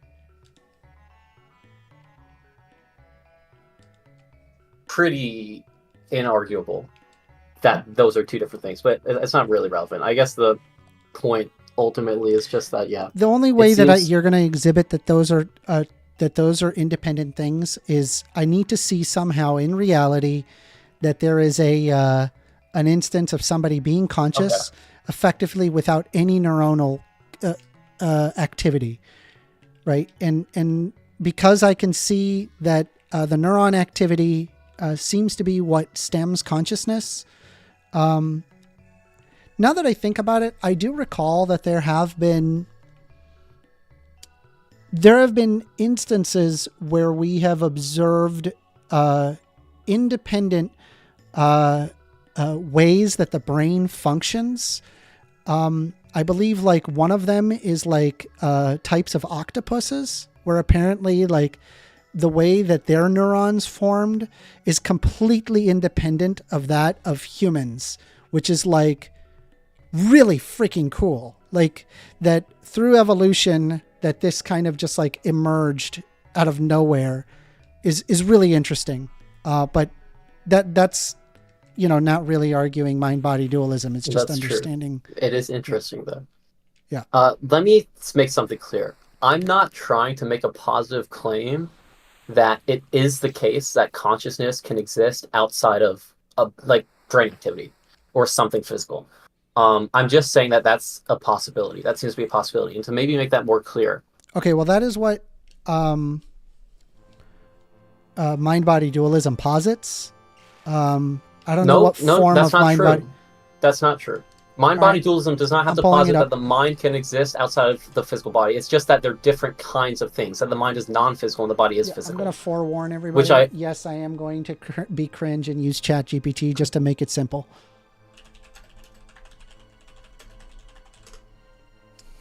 All right, I'm gonna link my source. Well, it's just ChatGPT, but we're just gonna. I'm gonna read it. No, let's read it because, like, obviously, clearly, I don't understand it, right? Because you're telling me that I got it way off, right? Let's just looking it up real quick, okay? Mind-body dualism is a philosophical concept I that gave you a posits mind and body actual as two source. distinct, separate entities. This view suggests that mental phenomenon, thoughts, consciousness, and emotions are not the same as physical phenomenon, brain, body, neural processes, and they can exist independently of each other. The most famous prominent mind-body dualism is René Descartes, who argued for the mind or a non-material entity, where the body is physical and material. Descartes famously stated, cogito ergo sum, meaning I think, therefore I am, to emphasize the mind's capacity to exist separately from the body. In contrast to dualism, monism holds that the body and neuron substance are of the same mental states, are purely physical and arrive from physical processes, as seen in materialism and physicalism. Okay, so I don't believe that I was wrong at all. Okay. In my assumption, saying that they are supposed to be independent of one another, and you said that it was not the case. I understand I'm just using ChatGPT. That's fine, though. Well, I feel like that was a pretty good... Let me clarify something. That's literally directly what I read in my philosophy book. Okay, that's fine. I linked you the Stanford Encyclopedia of Philosophy, which is a much better source if you want to read that for an actual definition. But beyond that, I don't actually disagree with that definition for the most part. The only thing that needs to be clarified is that, so I do think they're independent in the sense that they're different kinds of things, but that does not mean, and if you, what ChatGPT was saying, because I do think that was fine, that was pretty fine, it's not saying that they, in actual fact, exist independently from one another. That's not what it's saying. It is saying, though, that that's a conceivable, that is conceivable, that one could exist without the other, which I do think is true. That is conceivable, that you could have a consciousness without a body. However, that does not mean that Great. in our I have actual no universe, in instance where physical the reality, neurons. that is going to be the case where consciousness does not exist without the body. I Mind-body should be dualism able does to not say observe that, and consciousness ChatGPT did without the not say that. neurons. I should be able to see the consciousness without the neurons. Not if it's not the case that in the actual physical world that's ever going to happen. And also, if you cannot observe something non-physical by definition, so if consciousness is existing outside Well, of the that's physical, kind of the problem, you're not right? going to be able to observe That's kind it. of the problem. No, that's There's just this the nature of assumption. non-physical things. Hold on. That There's this has to be the case. Hold on. There's this assumption that, and you didn't say it, but many mind-body dualists will say that the mind influences the body to act, right? Whatever it is. I feel like having a cheeseburger today. And then you get up and you physically go, the mind told the body to have a cheeseburger. Okay, well, guess what? The neurons are moving, making them do a thing, right? And so here's the problem that I'm having is that, okay, that's energy. That's energy. Like, even if it's a single electron going from one neuron to another, making the decision, that's energy. Right. And so what I ought exhibit, should the mind exist independent of the body, that energy should be coming from some sort of ether and entering itself, or like, because here's the thing, right? If it is able to change its direction, we can perfectly account for all the energy based on the food we eat, etc. And so why is there some other non-physical thing that's somehow influencing us? Is that the argument? What I'm saying, that what I would like to see is that, like, obviously, if you come up with a different decision, right, the mind is causing that neuron to then change its motion or change its position. That's also energy, right? You're influencing work on that. And so what ought be observed is a mechanism that is there, right? But the problem is, it's not. There is no known mechanism that is doing that, right? We've done decades and decades of research on the brain, and we exhibit zero mechanism. If the problem is, what you're saying is, a mechanism that is non-physical cannot exist, because if a non-physical mechanism existed, it would not be something we could observe. But that's just what it means. No, but you could observe the work. So you could observe the work. That's we do the observe problem. the work. Okay, but all of it is explained within physical boundaries, not this amorphous mechanism. Do you understand? That's true, but that means it's not true. No, that means it's false. It that means mind-body dualism is false. That's where I'm stuck at. I can't find any instance where this thing allows it to change the neuron position. That's the reality. It's possible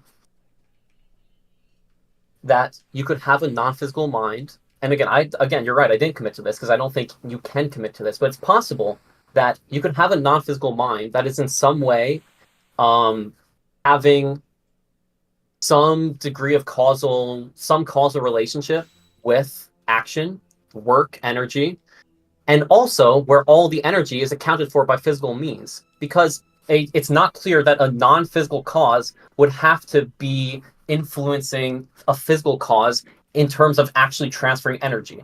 I don't see why that would have to be the case at all. Now, certainly, if there's some physical cause, like consuming food or something like that, or neurons firing, I should say, that seems like it would need a physical explanation for where that energy came from. But it's not at all clear to me that something of a non-physical nature would also need an extra amount of physical energy or something physical to account for that cause, like more food or some other mechanism by which you transfer energy. And if there is some mechanism that exists, the mechanism would probably be non-physical, in which case you, of course, can't account for it physically, and you can't observe it empirically. That doesn't mean it doesn't exist. It does mean you're not going to have empirical evidence for it, but that doesn't mean it doesn't or can't exist. And just all right, well, I need to see evidence.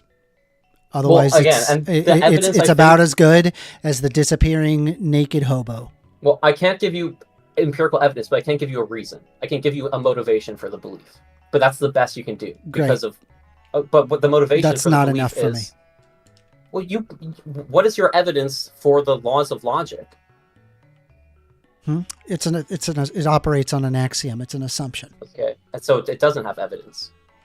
Yeah, it does. What's It's the an evidence? axiom. You don't require evidence for Axioms an by axiom. definition. So it doesn't have evidence. I said it doesn't have You evidence. don't You need said, yes, it it to- does. Well, the evidence is that it outputs to a consistent, predictable logic. You're now getting to the point where you're questioning the just the very fabric of reality as we know it. I'm doing the opposite. I'm doing the opposite. I'm saying that you can believe things without empirical evidence. You're the one that seems to be committed to the opposite view. I'm saying, yeah, you believe the law of identity without empirical evidence. No, the reason, and then you gave because me a good. you can observe it through prediction. It is like we operate under these No, axioms, you and it would outputs also to understand predictive the law of measures. identity Consistently. If you grew up in a white room and you never observed anything, you could still understand like geometric truths and the law of identity without needing empirical evidence. These are things that come to you a priori, which means just through reason alone. They don't No, you require need- empirical observation. No, you do need empirical observation for this. Yes. If I could take somebody that had no knowledge of geometry and just by asking them questions, I could get them to arrive at geometric truths, knowledge about. I would be geometry. amazed to see how that works. Go ahead. I'm blind, deaf, and dumb. Tell me how. Okay, sure. Yeah, I can read. This is a very famous proof by Socrates and like the Gorgias, that Plato writes, where he takes this like slave boy that has no knowledge of geometry, and he basically like tells him, okay, like imagine like this shape, and he describes a square. And I can't remember exactly how he goes through it, but essentially what he arrives at is this boy like derives the area of the square, and then he says like, okay, now double it, and what is the area? And the boy says, oh, it would be double the previous area, which is of course not correct. And then he goes through and asks him just through a series of questions and arrives there. You can read this yourself, but it's absolutely the case that you can, just by asking questions, people can understand, oh yeah, that would have to follow logically or like mathematically. And you don't have to actually go out in the world and observe something empirically to have that knowledge. You just understand it because it has to be the case. You just understand that through The problem reason. is that I didn't hear you at all. I have no eyes, no ears, and no senses. So I cannot operate under any empirical outcome. You spoke to me, but I didn't understand any of it because I'm blind, deaf, and dumb. How do you explain a square to me? Non-empirically. If you understand language and I ask you a question, and I'm just through questioning you arrive at a geometric truth, that's not empirical evidence for the geometric truth because I haven't given you any information. I've just asked you questions to help guide your mind in the right direction. I can't hear you. Do you understand that? Do you understand the difference? You understand when you are speaking to somebody, they hear it? Do you understand What that is somebody's... empiricism to you? A question Stop. is not... What is empiricism? Hearing a question What is not empirical empiricism? evidence. No, just answer the question. What is empiricism? You know But a lot you about avoid my question philosophy. by asking me No, I another did question. not. No. Yes, you did. No, I because asked you a because question, you you're not responded, "What is understanding the empiricism?" argument. I've I do asked you to understand go the ahead and argument. explain to me how it is possible that you can describe a square to somebody without their empirical measures, right? And so then you started talking about a person who then said some you things can't- to a blind child. Well, the problem with your not argument what you is asked me, they brother. heard That's not it, what right? Which is empiricism. What you are asked you me. talking No, that's about? not what you asked me. What you asked me is how can you understand a geometric truth without empirical evidence? That's different than saying how can you hear a question about a square without having senses? Of course you can't hear anything without senses. I'm removing the entire possibility of there being an empirical measure. So the way that that's done is you remove all the senses. They are Okay. blind, deaf, and dumb, you have had- no taste, have if no you touch, had no- have no if you smell, had no- nothing. Right? They if can't you do had no anything. sense experience, you could what could they think- possibly gain? What could they learn? Could they If you learn had no- anything other than that they are If you of had the no self? sense experience and you were just existing as this consciousness without being able to see, hear, touch, smell, etc., Yeah, how do you I explain do- a square? you another person couldn't explain a square to you. No. But what you could do No. is you don't even They're know de- what to say. they're- What you they're could deaf. do. They can't hear it. I just said someone could not explain a square to you. Someone Okay. else could not explain a square to you. But Okay. what you could do is you could think, and through reason, if you considered the right things, because there's nothing that would preclude you from imagining a shape, imagining a four-sided like object, or from imagining some logical truth like the law of identity, non-contradiction, excluded middle, whatever. You could come to these things just by thinking about it. You don't need to have an experience, a sense experience, to arrive at those truths and to understand that they're true. You could understand that something could not be the case and also not the case at the same time. Or you could understand that you can close your eyes. You wouldn't have to have been taught it. You could conceive of a square in your mind's eye. Yeah. You could do that. I gotta And you tell could you, man, understand truths about it. I've noticed this, and I don't know, maybe a lot of like philosophy people are probably not gonna like me for this, but like the way that I operate is that I just need to make sure that things are empirically, in fact, the case. It must be that case, and if it doesn't output to a predictive outcome, it's basically garbage, right? It's just postulating from philosophy textbooks, and I think that you end truth up is more with important. interesting ideas such as hard solipsism or what's the one for Jean-Paul Sartre? What was that? Existentialism, which are interesting to talk about, but really the problem is that it really doesn't output to anything that's like really valuable or interesting or make cool things, like this phone, for instance. Yeah, I would rather believe in things that are true than things that are the most pragmatic. Yeah, for and the me. fact is that empiricism is in fact the most true because it leads to the most predictive outcomes. Except that that's not necessarily true. Something that it could be false and yet lead to good predictive outcomes. All and right, still well, be false. I'm still waiting to hear an example of that. It'd be great. Again, I've just told you, if you were senseless, you could conceive of a square. No, Why? because you're senseless. Why? That's Squares not are an answer to the abstract question. and usually require experience You of just said shapes to usually. even understand it to begin with, which It usually requires an empirical requires? measure. So if How do I you know look, that? for example, like, well, actually, we can observe that. That was actually the case among that was observed with IQ tests among African children. One of the problems that they found is that African people, they just had ridiculously low IQs. But it's actually kind of interesting why that they would have exhibited a very low IQ. The reason why is because they're not shown shapes on a day in, day out basis to then create patterns with those shapes, because those shapes don't actually necessarily exist in reality, right? They're just concepts that we have come up with, right? And so when we started showing them shapes and to put them into patterns, Okay, it didn't wait, really can I make a pause lot you- of sense can to I these pause you for people, a second? right? And but let's say, for can- example, if like I Please. made an IQ test Okay. for hunting, for instance, and they determine how good you are as a hunter, I guarantee you the African child would do a lot better than a Western child, right? So the point that I'm trying to make to you is that the shapes themselves, right? It does require empiricism to be able to observe it, look at it, measure it, and do all but of the those things shapes with don't it. exist Without in any of that, reality. you don't have that. That's correct. It But the doesn't shape- exist in reality, but we did take ropes and we did take knots of ropes, making sure that the knots are evenly spaced and be able to determine things such as like the a squared plus b squared is c squared, for instance, right? Okay. These are all empirical understandings. Okay. Let me ask you something then. The first question. So you agree shapes don't actually exist in reality. So when we first conceived of like geometric shapes, like these concepts, we weren't drawing directly from empirical observation, correct? We're drawing from empirical We weren't. So let me rephrase it. We didn't like go out, see a square, and that's where we got the concept of a square from. No, There but was some work our minds but did. we created geometric shapes, right? We created these geometric shapes, and then we ended up like through buildings or Okay, the do you things agree that with we what I created, said? and we started imagining these shapes. Okay. Do you agree with what I said? I don't know, dude. I don't even know what you're saying anymore, man. It's going over my really- head. Okay, I'm trying to phrase it in a simple way. The first person ever that conceived of the geometric shape of a square, that concept, they didn't go out in the world, look at a square, because squares don't exist in reality, and then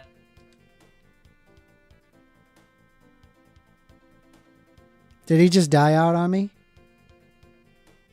Hello? Can y'all hear me again? Did something happen? Why is my sound just like taking a crap today? What is going on?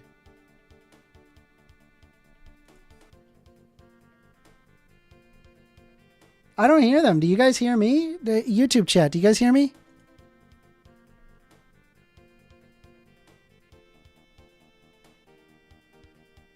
Okay, Jack Jack says we can hear you. Okay. I don't know why I can't hear Papan or whatever. Papan, can you try talking? Or hold on, let me just leave the stage and try to join back in. I don't know what the hell's going on. How about this? Let me invite Toothy, and Toothy has had their hand up for a while.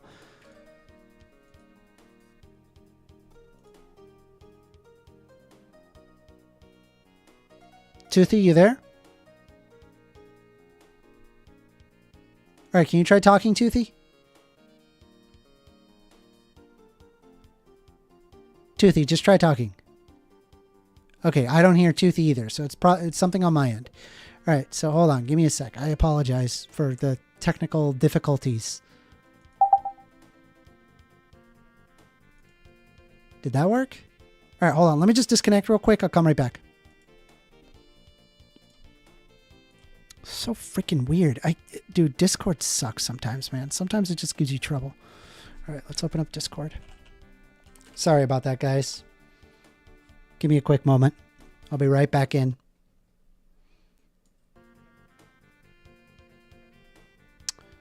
All right. Hold on. Join stage. If you don't have a philosophy background, that's true. Speak on stage. Everyone should study some philosophy. I do. I study a lot of philosophy. Every time you... I study a lot of philosophy. Just if you want to... I've literally taken 0 philosophy course, and the fact that I can even like talk to you even about like Hegelian dialectic, I feel like that calls to something. No sound in disc. Can you guys hear me? Dude, now I can't hear anybody. What happened?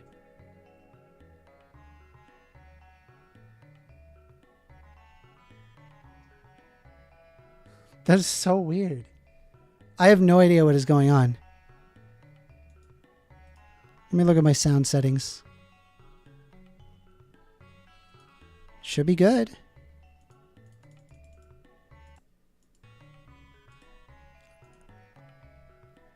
Brooks says he can hear me. In Discord?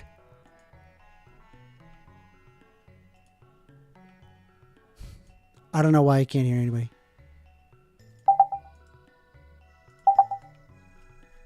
It's so weird.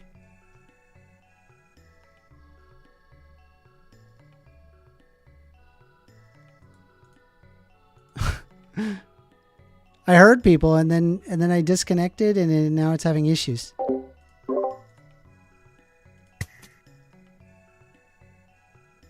Why is it doing this? I can't hear you. Only through YouTube. Okay. Why is it?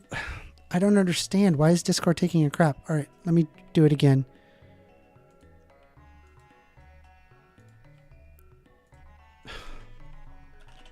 So weird. I'll have to cut this out. Like, if we choose this.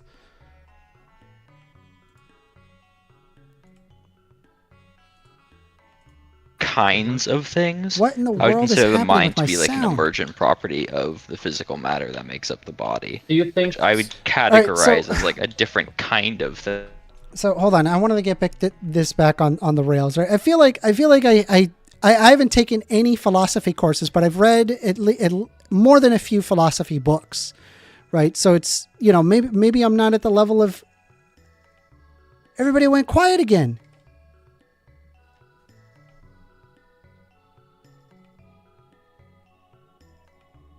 What is happening?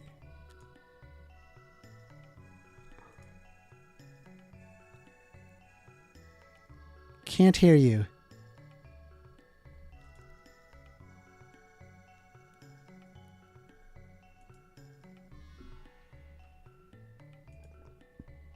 What happens if I switch my...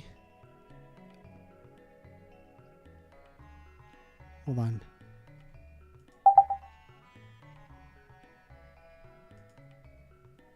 is it not working?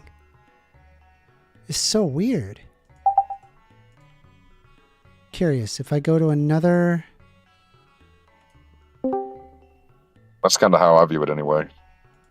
Yeah, I mean, About what a brain is, which is just a massive neural network, right? And it's like these days we're able to somewhat replicate some of the features of them. Can y'all hear me? As soon as I talk, I stop hearing them.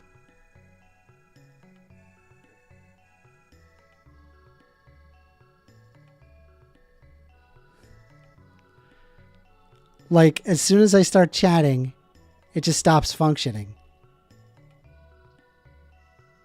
Why is it doing this? What y'all are thinking about is a constitution. America has one of. I mean, think about it this way, right? Like, is the representations that a neural network learns real? I mean, No, see, that time I didn't say anything, and then it just did stop. It just... I don't know what Discord's doing. That's really annoying. Is there a way to update Discord?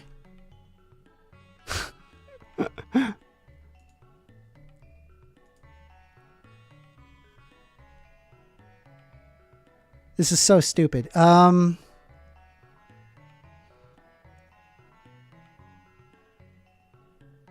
In our physical reality. But I do think it's possible that it's logically possible. Can you guys that hear they me could now? exist. Yes, We can What hear the hell you. happened? No I think idea. God just muted you. He said, That's "Shut it. the fuck up." Okay, so Papan, I don't know. I think. I think we've probably exhausted this topic. Yep. All right. You can talk about God if you want to, but you might be All done right, here. I'm gonna move you back down, Papan, okay? And I'm gonna talk to Toothy Nesk. So, okay, thank you for the talk. Wait, now I don't hear anybody. Hold on, give me 1 second. We could hear you. Now we can't hear you.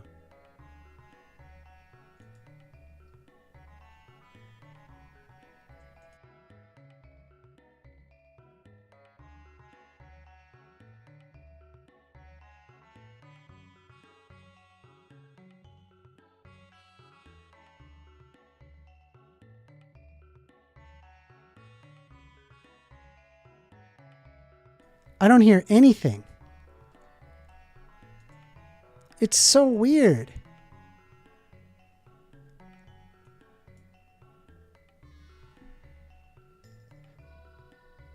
What happens if I go to the challenge stage? I'm moving to the challenge stage.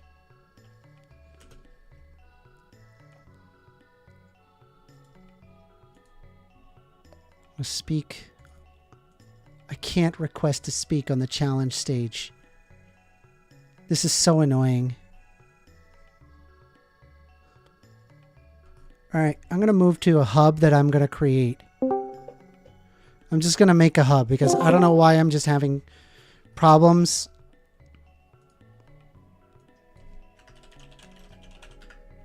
Alright.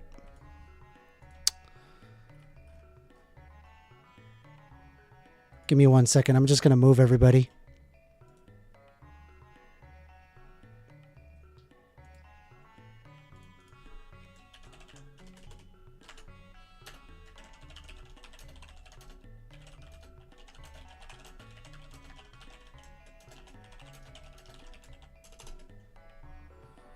Give me a second. I'm going to have everybody move to this location.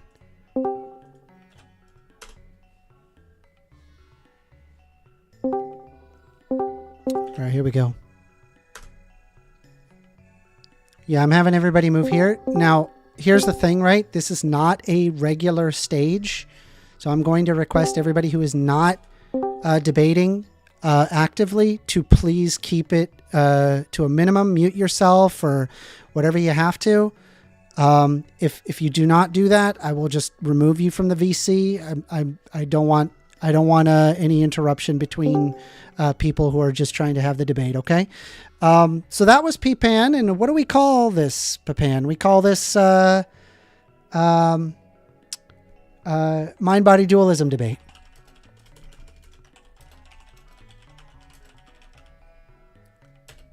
Then tech issues. All right.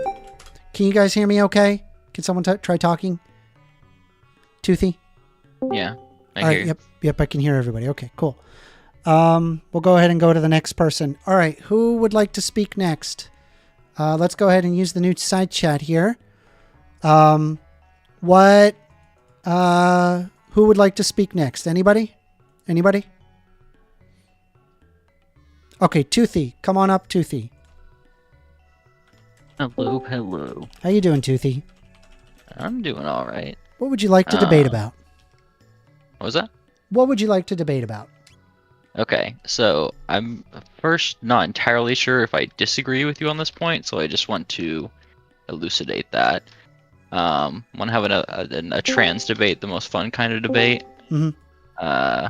So first point you make is trans women are women, trans men are men. I assume, or tell me if I'm right or wrong, when that you use woman and man and do you think of gender as a social construct and that's how you're using those terms, like Yes, woman I'm and man? referring to it in terms of gender, yes. I understand that the sex doesn't change. So I would generally agree with that point. Yes. And then I did kind of want to get your take on what you think about arguments kind of for transgenderism that are in the vein of like, I was born in the wrong body, or I was born a trans person, or like the belief that transgenderism is like a genetic trait, or you don't choose if you're transgender. I personally think that there's two types of trans people in the world that I'm able to observe. One of them is that it could be entirely social, whereas like they're growing up in a day and age where, you know, transness is a bit in vogue. And then the other one, whereas like it comes down to like an endocrinological level where it can be like empirically shown that there's a difference in their brain that causes them to be like that. And so, Really? and there may be like something in between as well. Like both of those things could be a factor. I don't consider one of those less invalid than the other. I think they're both valid.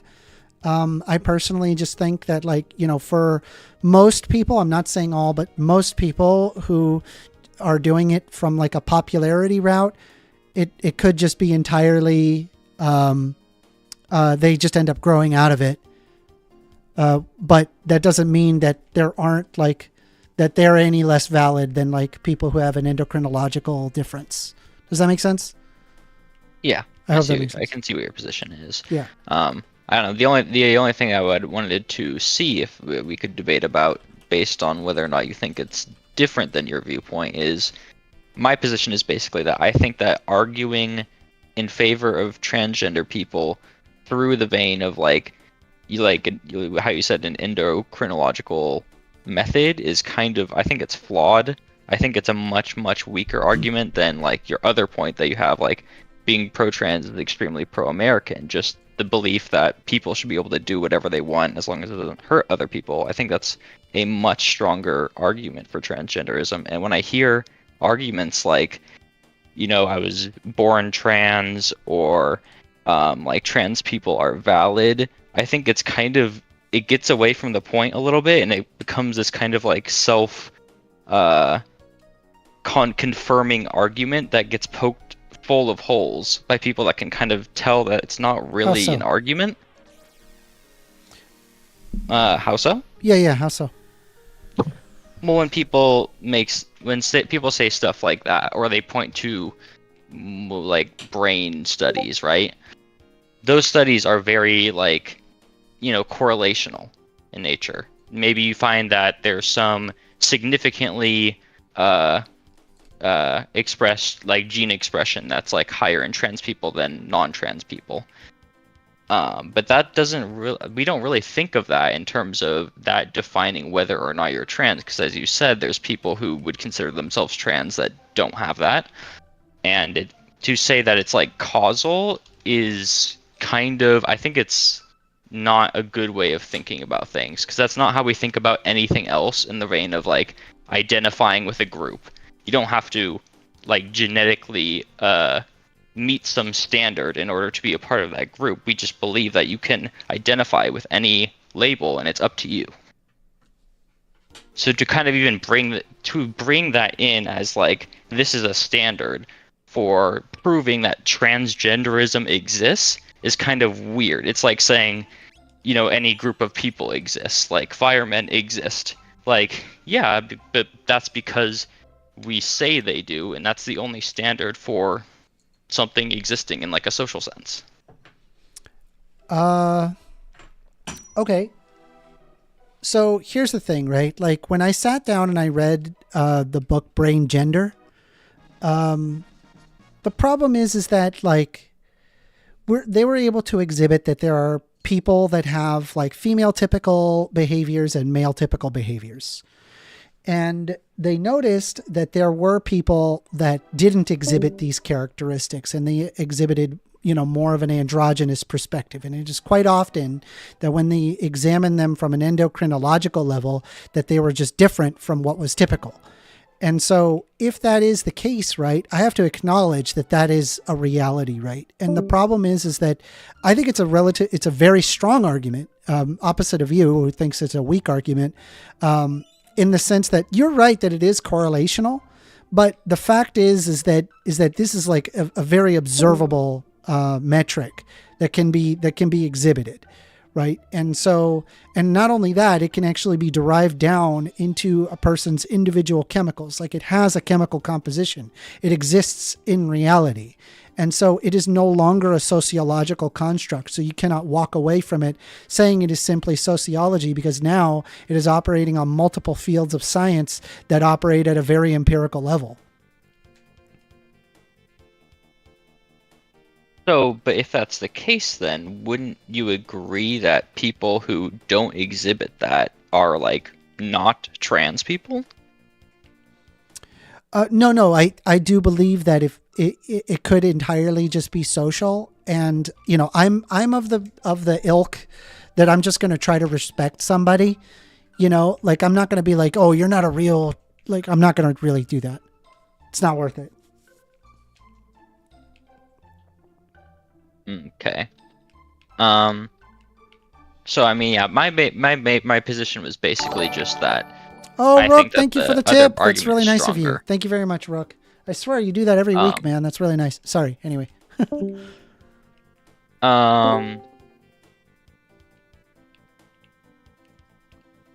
trying to think if there's anything else that we can get through that isn't just a disagreement of like how you want to act. Like, I mean, yeah, like respecting people's belief or like self-assigned labels, I think is a good thing. But I think it's important to recognize that they are self-assigned. Okay, yeah. I mean, again, nothing wrong with that. However, I do think that if you are going to be taking hormone replacement therapy, you really should be talking to a doctor about that. There is some parts of the trans community. I mean, maybe that's an unpopular position. I personally believe that the hormone replacement therapy does carry a certain amount of risk, and you just need to be aware of those risks. And I just think you need to talk to a doctor about it, right? If that makes any sense. Yeah.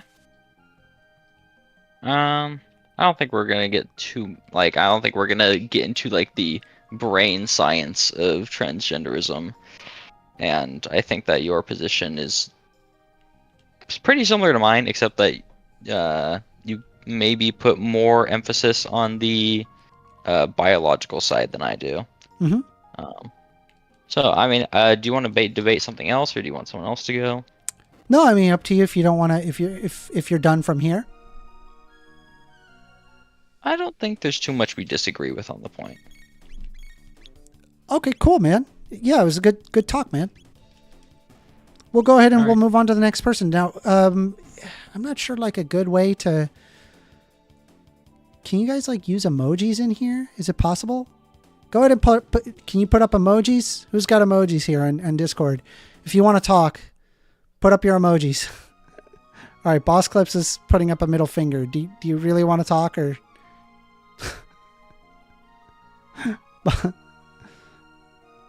All right, come on up. Hey, Hopper, thank you for. Oh my goodness, $12. The heck? That's so nice. Thank you. Yeah, go ahead, Boss Clips. You can unmute. Let's go for it. I was putting down the thumbs down finger. So that's a no. Then you don't want to have a discussion. No, but Netrunner in the side chat says he wants to debate you on 105 and 107. Netrunner had already talked earlier. Did you want to have a discussion? Who, me? Yeah. I don't know really what to debate on you on right now. Have you seen I my looked through your hot takes list? I'll reread them. Okay. I'll let somebody else go until I find one that I really disagree with you on. Okay, cool. I honestly like go somewhere in the middle because like a lot of people, what they'll do is that they'll read like the first 5, disagree. And then, does that make sense?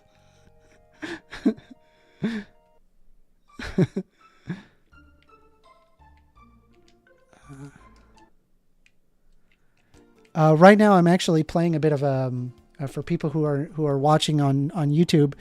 I'm currently playing through some Chrono Trigger, where I'm going through different parts of the world, where what I'm trying to do is I'm trying to get these chests that exist that have like really, really strong equipment. And so that's kind of what I'm doing right now. Magic +6. Ooh, that's fucking sick. But what is that degrading? What does the gold stud do? I don't know if that's a very good ring. Anyway, does anybody want to have the debate? Go ahead and emojis. Put up emojis. Anybody? Okay, it appears that we have no contestants. None. Okay, looks like we've got opinionated person and Boss Clips. Boss Clips, was that you being serious? You're ready to have a debate? Yeah, I want to push you on the gun laws. All right. Number 49, we should enact gun control measures in the United States. Can you elaborate what forms of gun measures? Sure. I think that there's like certain red flag laws that seem to output to better outcomes. There's also another one that has a great deal of efficacy where I believe you are required, if you have children, that you have to lock it. Thank you very much, Beauregard Bo, tipping $1. That's amazing, dude. I really appreciate that very much, everybody. Thank you. Is that good enough, or do you need me to come up with more examples than just the two? So I mean, can you repeat the first one real quick? Red flag laws. We should have red flag laws. So I'm laws. pretty sure we already have the second one. No, at a national level. Okay. I would apply these at a national level for sure. I guess I could agree with somewhat of both those. Is there any other ones besides that? Like, are you for removing the armalite rifle, etc.? Wait, you just agreed to reasonable gun control measures? I love that. No, I've always been against open guns completely. I believe that you should have some form of regulation. I don't believe in any automatic weapons. I don't believe in any explosive ammunition or explosives. And I think that we may need some better forms of background checks to be able to gain the ability to own the gun. Okay. I think. But under that, there should never be a gun that's off limits as long as you do those checks and it's not an automatic weapon and does not have explosive ammunition. Well, I would want to see like efficacy, right? Like, I'm not sure if it is efficacious to reducing, like having a requirement of like how many bullets can be in. Does that make sense?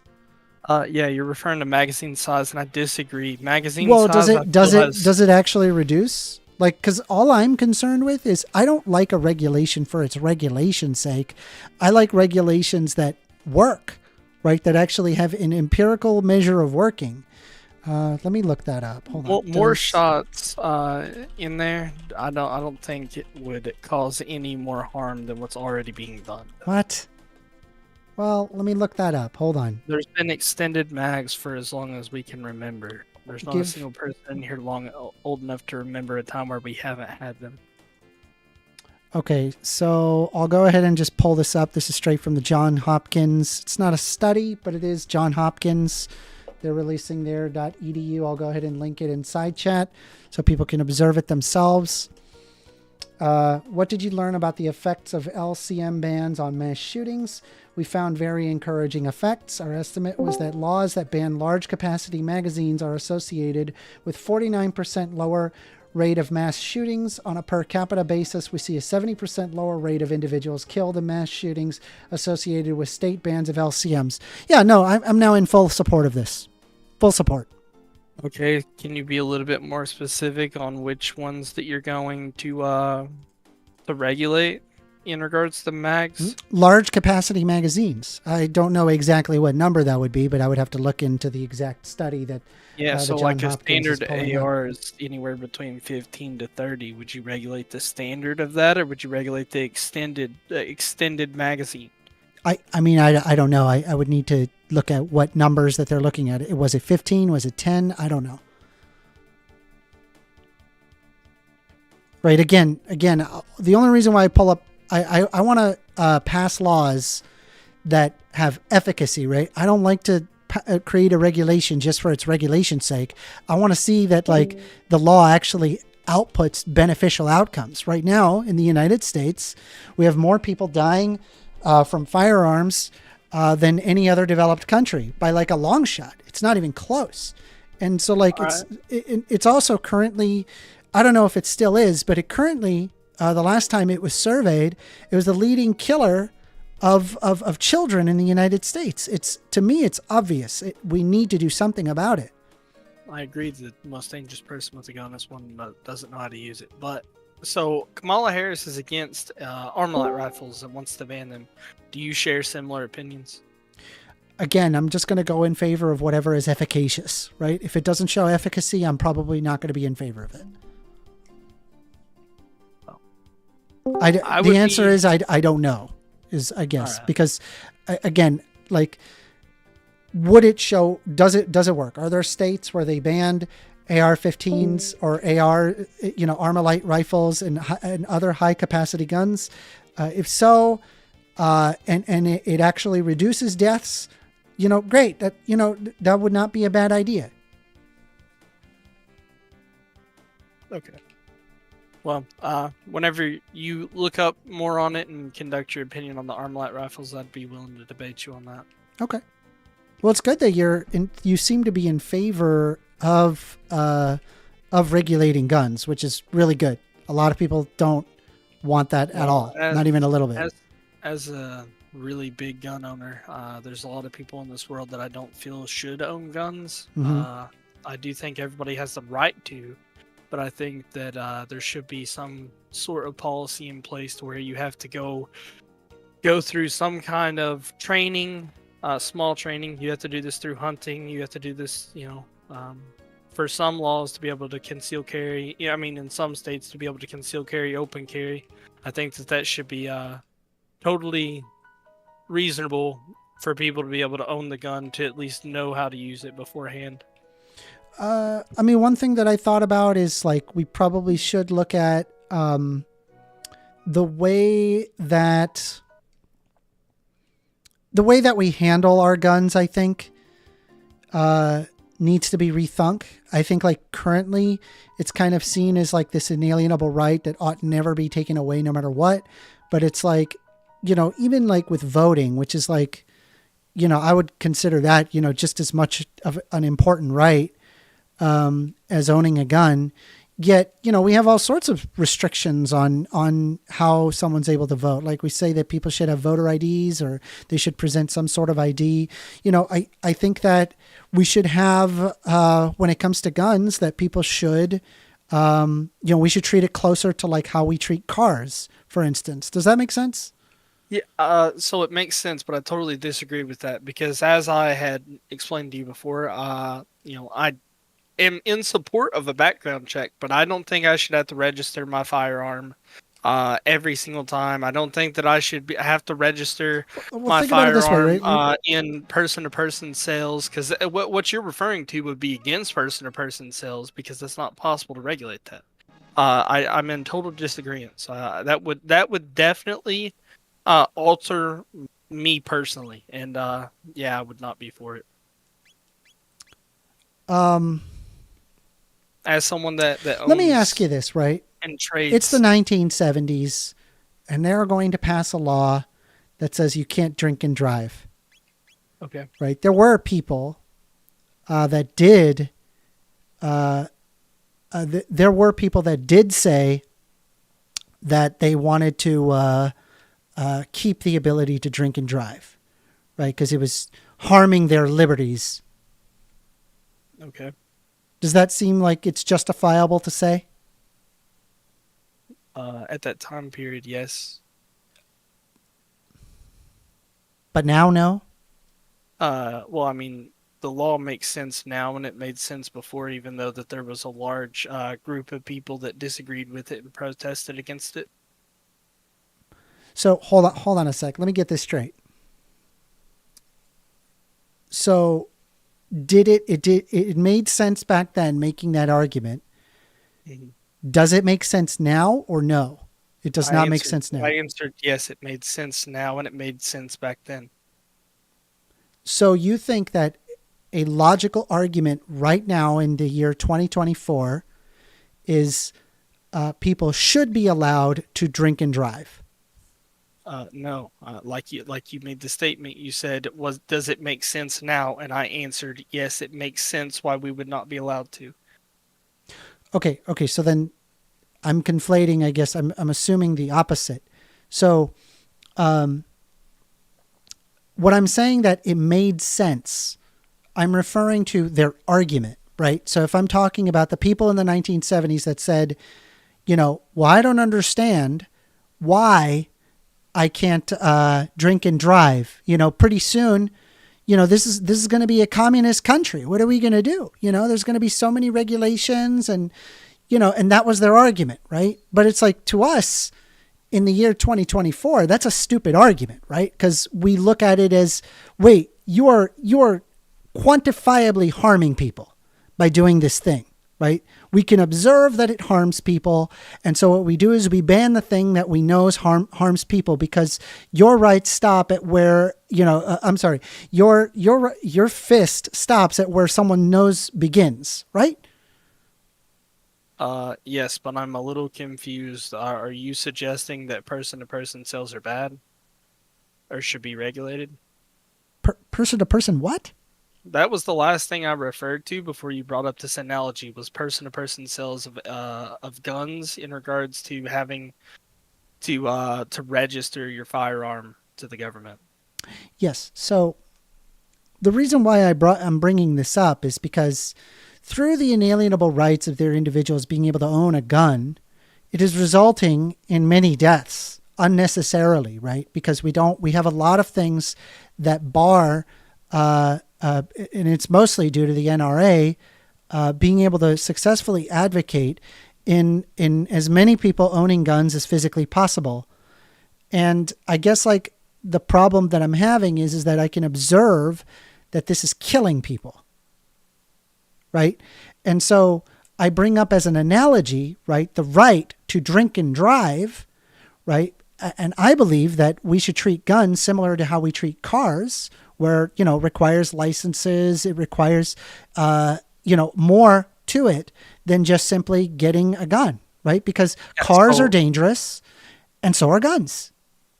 So as I mentioned later on, probably a week ago on the same subject with you, I'm not against having to, go and get a license for the gun per se. Let's say you had to renew that license every 25 years, but I'm not for every single year having to register the gun, etc., and have no person-to-person sales. That's completely against what I feel is okay. I actually really do support the person-to-person sales and having the ability to not have to register your firearm every single year. That would be Why? crazy. Well, for one, I don't necessarily feel that it's even similar to vehicles. For two, I feel Why? like if why what? Why what? Why do you think it is not similar to vehicles? Because a gun. Wait, hold. I don't think I'm understanding the question. They're not So similar. you said that they are not similar to vehicles. I'm asking you. I'm making the analogy that they are similar to vehicles. So I'm asking you why.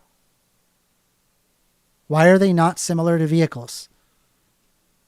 So Right. in regards to guns, most accidents with I can't say accidents. Most deaths to guns is on purpose, not by accident. In regards to vehicles, it's usually by accident. Are you Would being not say serious so? right now? Are you suggesting that most deaths by guns? Do you have are, any idea how many people die through guns accidentally? Are you aware of how many people do it on purpose? Sure. Are you able to get me a study that shows that it's? I mean, it's a lot The more than case. you think. But I mean, I'm not saying a lot even more than if I it's think. like a 60-40, right? Even assuming something like that, I don't think it matters, right? I still don't find that to be less analogous to cars, right? Because there are people who own cars that absolutely deliberately kill people with their car. So, like, what? Therefore, what?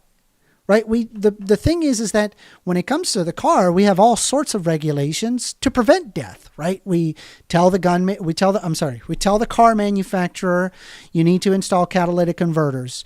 We have the gas companies not have lead in their gas. We install airbags. We install school zones. We create pedestrian only areas. We create speed limits. We have stoplights and crosswalks and all sorts of regulations in order to prevent people dying from cars, right? Why can that not be the case when it comes to guns? I bet if we look at this realistically, because you laughed, which some didn't really register with me, right? I will bet you that there's at least like ×3 percentage-wise of people dying on killing or dying as in like killing themselves or other people on purpose opposed to by accident.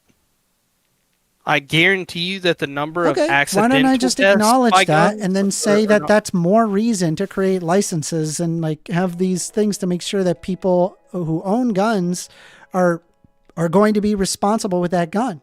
Because the threat of risk is so, because what you just did, right? You took the car, right? And the thing where we're getting some utility out of it, right? We've got the some utility in the fact that you can get from point A to point B and like live a more free life.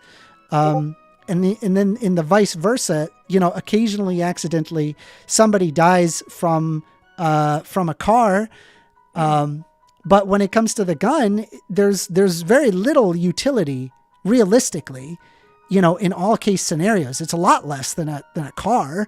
And even worse is that it's more harmful because it's done to deliberately hurt somebody, including yourself.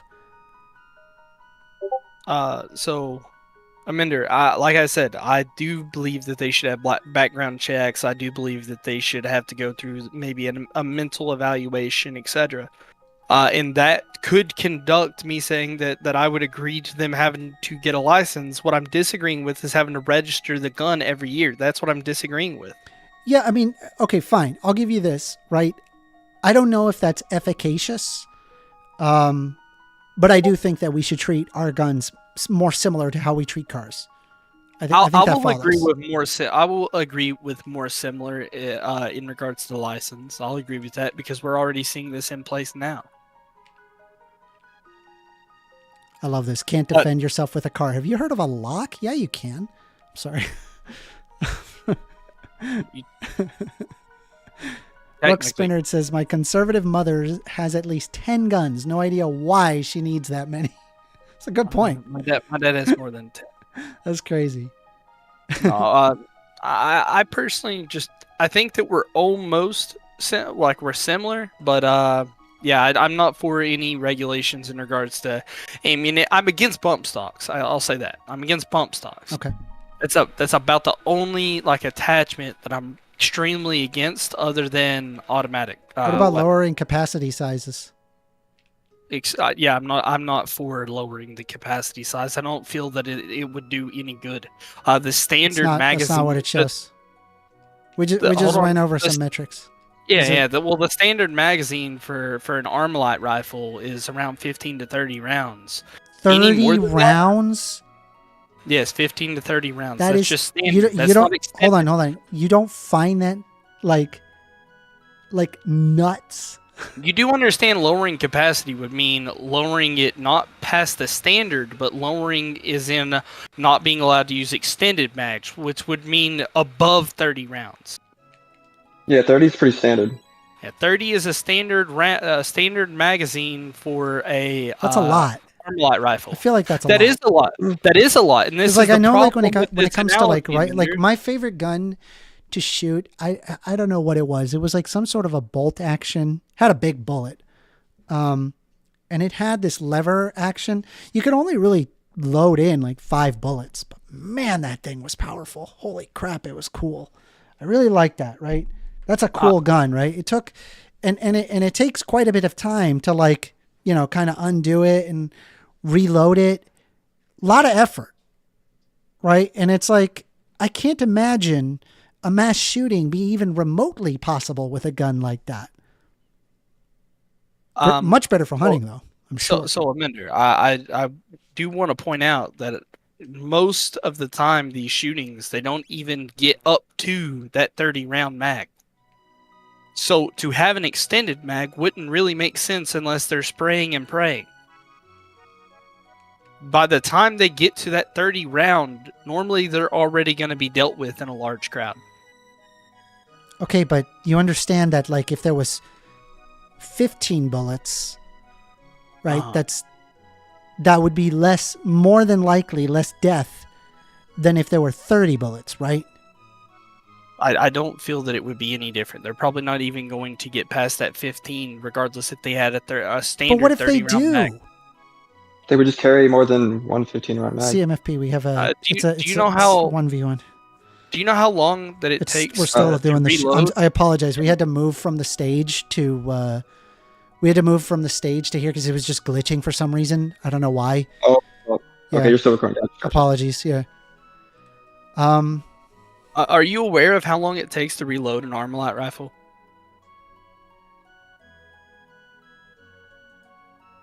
Are you there? I'm trying to think. Like when I was.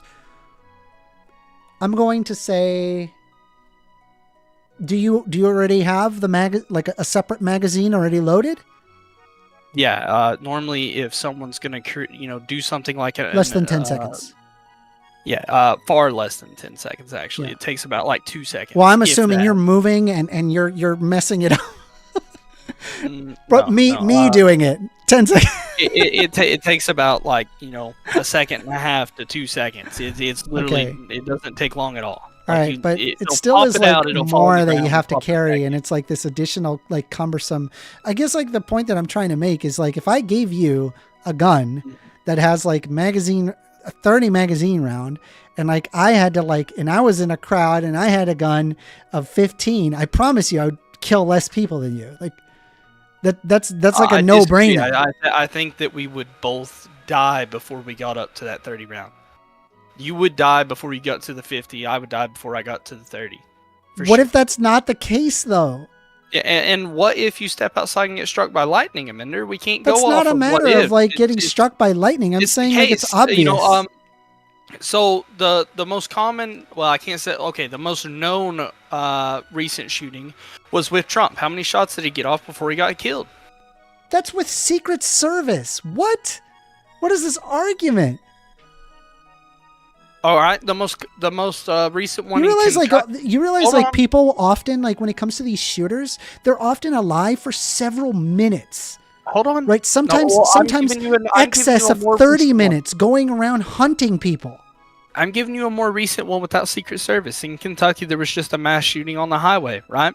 He was able to get off and hit 6 people. That's it. 6. Okay. 6 bullets. That's And it. as opposed Before he to got what? taken care When, of. I don't know, Columbine? Opposed to- Like, what it's is this 6. argument? It was an Armalite rifle. He got up to 6 rounds before he got taken Okay, out. but you're I'm not, that's explaining not a to you they're not going guarantee, to get up to dude. 30. That's not a guarantee.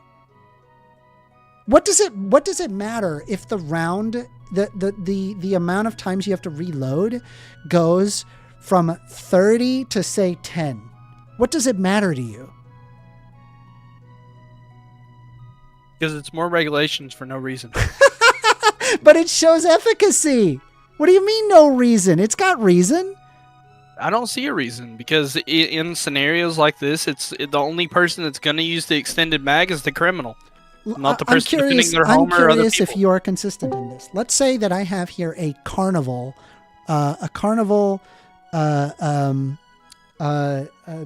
game, right? Where there is some milk bottles that you have to throw rubber balls at and get them to knock over, okay?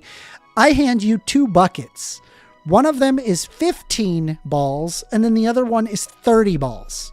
Which one do you think has a higher probability of knocking those milk cartons over? This isn't a realistic. This is very. That's a very realistic scenario. No, because the milk carton's not shooting back at me.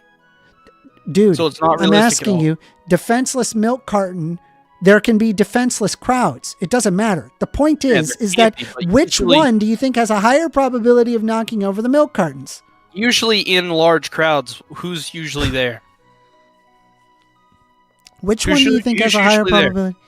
I'm not answering a question that's used in an argument that isn't even like you're not structuring Because it it's where obvious. Because what realistic. happens is that people go into things like schools where nobody has guns, and sometimes they go several hours inside a gun, inside a school freely. That's a problem, right? And having these larger know magazine what sizes school you guys only go to. bolsters the threat level, right? Because increasing the bullet rounds from 10 to 30 obviously means more death. Period. I don't know what school that you go to or what school you have around you, etc. But we have SROs walking around the school every day. How often is it? I swear to God, I love this, dude. These SROs, they sit there and they collect their paycheck day in and day out. And it is so often in these shootings that the SRO books it, dude. They're like, no, dude, I'm not going in there with this crazy shooter. They literally leave and wait for SWAT to arrive.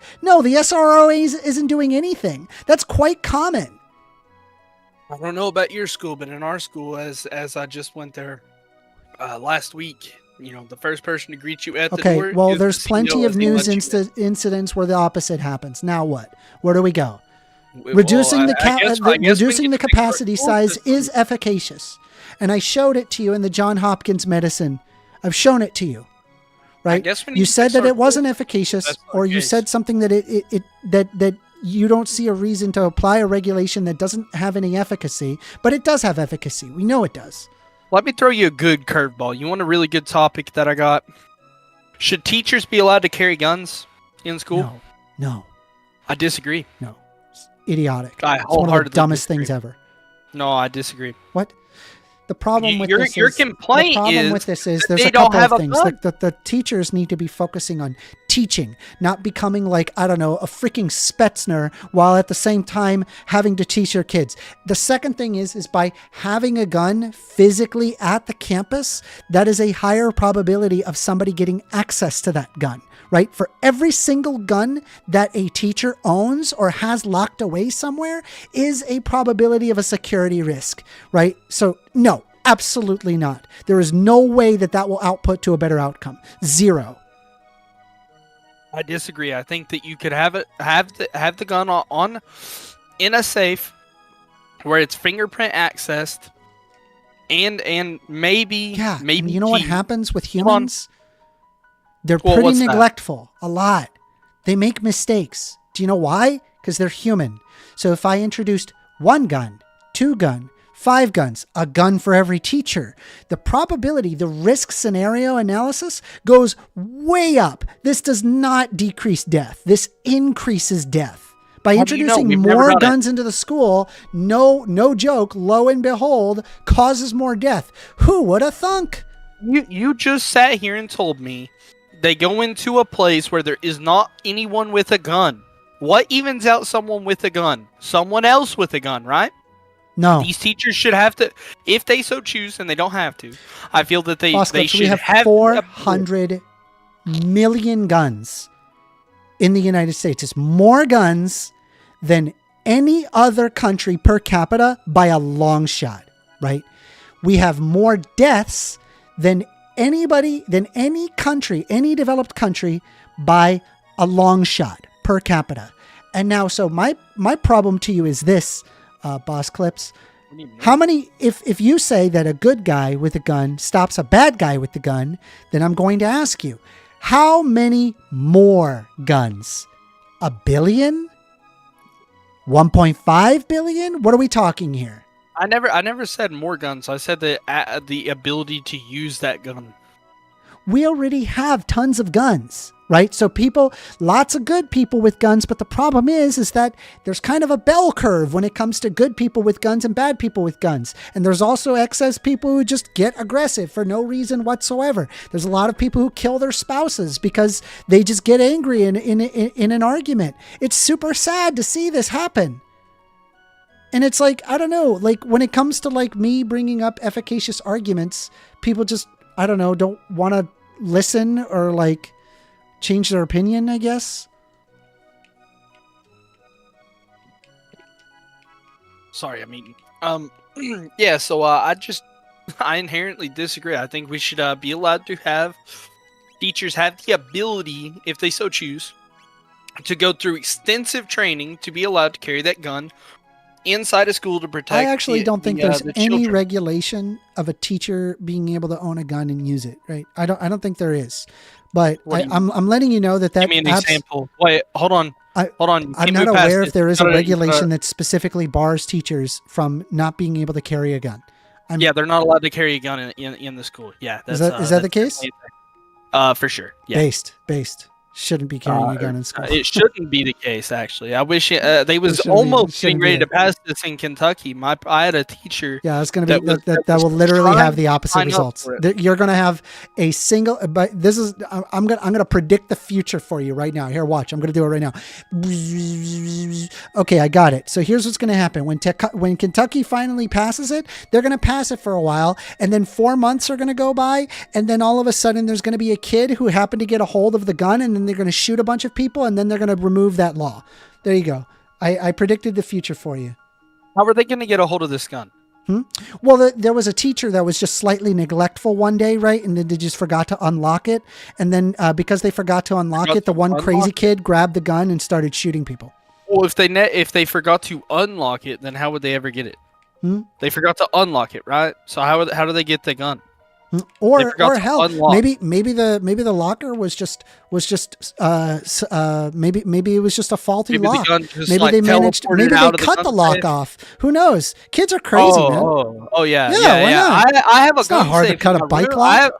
It's not hard to cut a fucking lock. That is a insane locker to lock. think that I'm talking about a locker lock, buddy. I'm talking about a safe. Well, the guy thought it was good enough. I'm sure they thought it was good enough. I dare you to take anything that you so choose other than explosives to try to open up my safe. Yeah. I don't think that matters. How long? You're do you think assuming it'll that take? they're all going to be using safes, and No, I'm saying that by they should be introducing the gun, regulated to where they have this is to a use risk safes. analysis for every single situation. I'm sorry. No, you're thinking that I'm saying let them go scot free with the gun walking around the school. No, I'm saying that they inside the classroom there should be it a looks safe. like I have Hopper here that wants to chime in, so I'm going to let Hopper chime in. Go ahead, Hopper. You can unmute. Yeah, well, I mean, I mean, I know a couple of schools, right? They have like their own little cops or whatever. They carry guns and whatnot. I wouldn't be opposed to teachers carrying guns, and you could argue it like up and down all day, or even put like a safe in the classroom or like a specific place in the school, right? But like inevitably, a lock doesn't stop someone; it deters someone. So you'd be arguing like how much having a gun with a teacher having access to it would help in the event of a shooter, right? Versus like the chances that a kid like manages to break into said safe or snag said gun off of a The person. chance is Like extremely low. The chance may be possible, right? I don't really even low, think it's but possible. like no, They would have to leave that student inside the classroom with extensive tools to sit there for over 8 hours. To sit there Sure, and but hammer away or whatever they got to do. And even then, very I'm with- unlikely they open. I'm with you, boss. Like having a teacher have a firearm in a school or whatever, because the chance of a child getting a hold of said firearm, right, is no different than a parent locking it up in their house to whatever extent. Except you can multiply that by like what, 20? Because like you're not talking about, one kid in the house. You're now talking about 20 plus kids that may be mentally unstable and going through puberty and even more mentally unstable. Like this is just different? begging for a problem. Is that any different than having like an armed police officer who works at the school every day? Well, like, they always have it on their holster. They can't, and that's Sure, literally their More duty. Is dangerous. to It hold is that gun more in. dangerous. But at the end of the to day, have the it on their guy just holster. runs like everybody else. Amender, it is far more likely that a child could get a hold of the gun that's on the side of that officer than it is likely that they could break in that safe before someone notices. And by the way, that's even if you left them alone. Let's say you left them overnight with all the tools they could possibly use. It is very unlikely they're ever getting through that safe. There's It always depends gonna on be the a risk. safe, depends on what's happening. I'm sorry, it's just not worthy of the risk. And Any I gun said you regulation. introduce is going to be additional risk. Period. There's no way that you're going to walk away from this. That's insane. I think there'll always be a risk, right? But like if you, best case scenario, right, had the most advancedly trained super RoboCop teacher with whether the firearm's on them or locked in a safe, I think, and that teacher was committed to fighting a school shooter, right, or at least defending their own classroom. I think they would do better to deter than the odd chance that someone actually, like some Mission Impossible child, actually manages to break into the said safe. More likely to happen in your own home with your own child taking your firearm. Agreed. Than I would believe in a school, unless that child just so happened to be like a safe nut. And even then, that's still highly unlikely. But I get it. Like I understand the risk, but I don't know. It's a tough one, I suppose. No guns in the school. I disagree. Smart move. We'll have to agree to disagree, man. Yep. I actually. Well, we'll see what I'm happens so in far Kentucky against when it. that kid dies in 4 months. Wow. I'm letting you know that that's going to happen. Like I Wanna know promise what's you gonna that. happen, Minder? I Wanna know what's gonna promise you happen? that. You'll never hear it of another school shooting in Kentucky again. That's what'll happen. Yeah. Okay. You'll never hear about it. Good luck. We'll see. Yeah, guys, Well- let's introduce some guns in the school and just wait and see what happens. I'm sure it'll be fine. Yeah, I mean, if you put it like that, but that's not how it is. No, I'm saying they need to go through extensive training. It needs to be regulated to the point to where they have to have specific safes that they have tested to make sure that within like an 8-hour period of time that you can't break through it. Inside the classroom, all times, gun can only be unlocked. That's if they got a in nice, the case of expensive lockdown. safe, but who's to say that they're not going to do an expensive safe? Maybe they do an inexpensive I said safe. it had to be regulated. I don't know. I'm All not right, saying well, this. it's got to be teacher this has to thickness, go- this clad. All right, whatever, bro. Oh, fine. That's fine. Absolutely. And it How about shouldn't be just on the not tin. have the stupid School gun? should supply it It's all, just stupid. to begin with. It's just stupid. Well, I It's mean dumb. that would Come be on. so cool if the fact that kids aren't coming into schools with guns in the first place, right? That would be a really good concept. Oh, let's just not bring guns in school. Yeah, we've already tried that, and several people are dying from the same shit you're saying. Mm-hmm. Want to know how many people would die far less if teachers actually was able to carry the guns in the schools? Maybe the extra 15 students that didn't die. I mean, the 15 students that died wouldn't have if the fucking teachers could have fought back. Could I interrupt one more time? There are states that allow teachers to carry guns in schools. Maybe. Not 1, Kentucky 2, right now. 3, 4, 5, there? 6, 7, 8. There are 8 states. As long as the teachers, under certain circumstances, or if the teacher has a permit and the required training. like Oh, Guardian let's program. look at this then. Can you give me one of the states? Let's see how many of these teachers let their students have these guns. Let's see. What can you give me a state, Hopper, please? Actually, I'm honestly not surprised. States where teachers can carry guns with no restrictions, New Hampshire. The only ones prohibited from Alright, carrying New guns on school grounds are the students, but teachers can. New Hampshire. Yeah, see, right there, Texas. Was Texas on that list as well? I didn't see Texas. I don't know. Oh, wait. If board approved as part of the Guardian program, school designated marshal.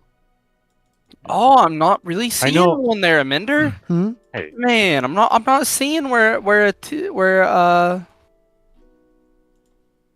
I'm not seeing it. I don't see it. Not seeing what? I'm not seeing where these students are getting these teachers' firearm. It doesn't look like there's any studies on this. Well, I mean, I'm it pulling would, it up would on be Ran- on the on the news if Rand- it happened. Okay, It well, would be on the news for sure if it happened. well, no, it hasn't been studied. That's the problem. Man, I don't care about the study. I care about the facts. The facts is That's what a that study nobody has is. happened. Okay, but I'm my looking goodness. at the news. I'm looking at the news, and I'm not seeing anything on here that shows anything similar to what you said would happen. Hmm? You said it would happen. Where is Yeah, it happening? it Show would me. happen. I do think Okay. it will. But when? I don't know. Now these schools are protected for I how don't know, long? but I Right? promise you the day that it's something like that does happen, You you're got absolutely cooked going to on have a this problem. one. Sorry, buddy. You really got I cooked. completely disagree with you. You can disagree with it, but you definitely could not argue the point. And I actually, I thank you, Hopper, because I was unaware that any state had this, and now that there is states that have this, it makes his argument just completely fold. But I'll let somebody else go up. All right. All right, hold on. Let's see here. That was a good That talk. was That was a good talk, by the way. 244, 43. Yeah, man. Okay, and then we're going to go ahead and we got opinionated that would like to speak. So, go ahead. Opinionated. So, can I just mention something about the previous debate? I don't think Amanda was arguing about how many times. It's just a feasibility, saying a student could theoretically take a teacher's gun. So, anyway, now on to the debate. So, I think the point we were arguing is 67, what is Wikipedia is a valid source and it isn't biased. Now, Mhm. it depends. Yeah, on like who every you're time I pulled up Wikipedia, it just seems that, like, it seems to be roughly what I can find in books and studies and stuff. I haven't had really any instance where it's like, you know, it appears to be just saying something that is just empirically false. And if there is, it's usually edited out pretty quick. But I'm also going to come back on that point. It also depends in which situation are you using it in. It might be okay if you're doing brief study amongst friends. It's a good starting point. I'm saying, like, it's a valid source. I think you could look at it as like a preliminary, and it's perfectly okay. It's kind of like this. It's very similar. I would even say it's even better than ChatGPT. I mean, it's not like the end all be all, but it's a good spot to start. That is correct, because Wikipedia.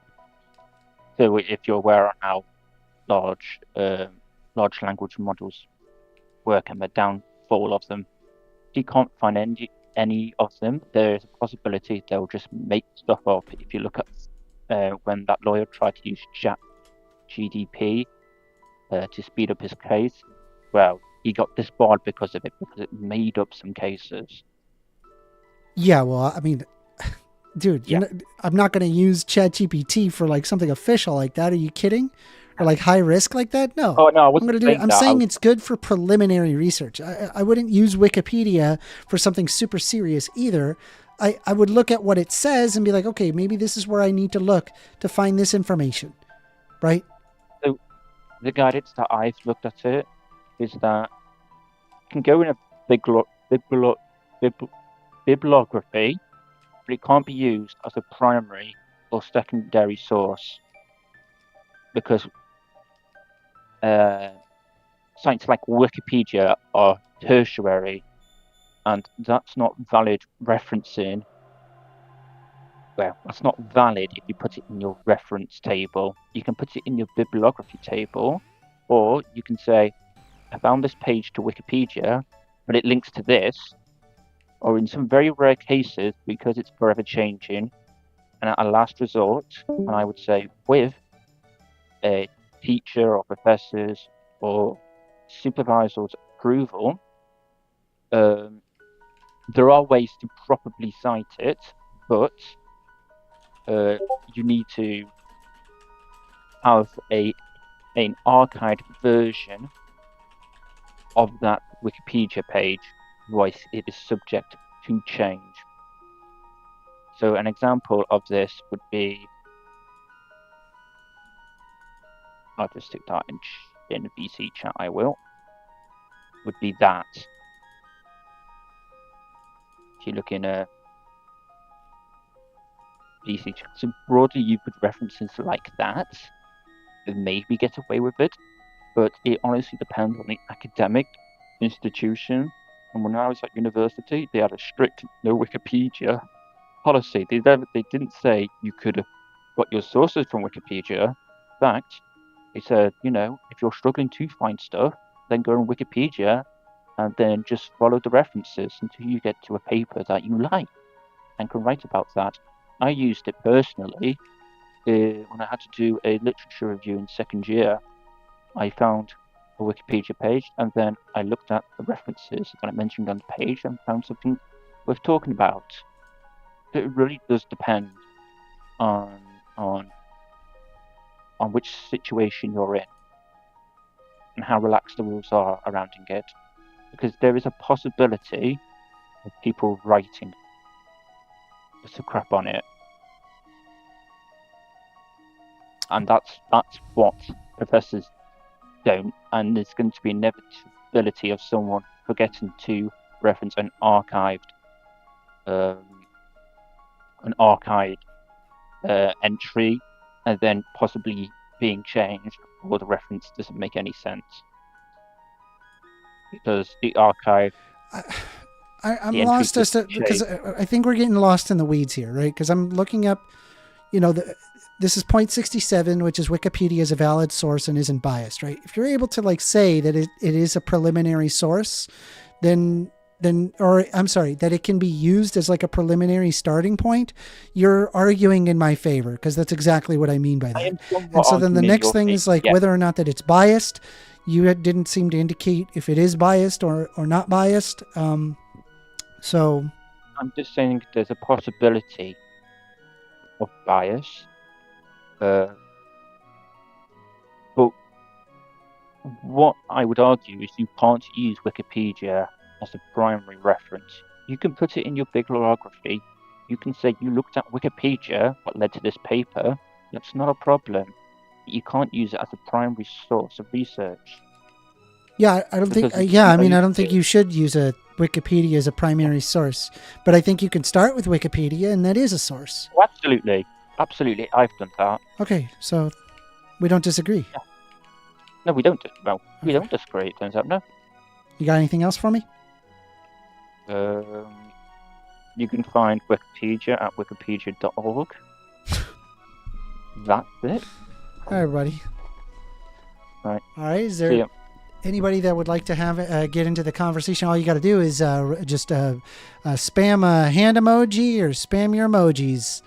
I'll be able to see them. Here, I got my cool Doge. You can see it over my account if there's anybody that wants to have the conversation. If not, I will go ahead and continue playing a bit of Chrono Trigger, which you can see on the YouTube channel. Can I get Georgie in here to debate you? Are you serious, dude?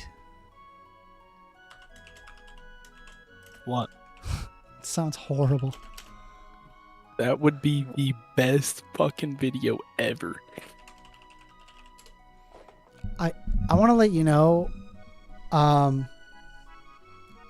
would not make a video about Georgie, mostly because I'm almost positive that it's not something that they can help, and so like it seems like very mean-spirited to, I guess, like get cheap laughs out of somebody like that.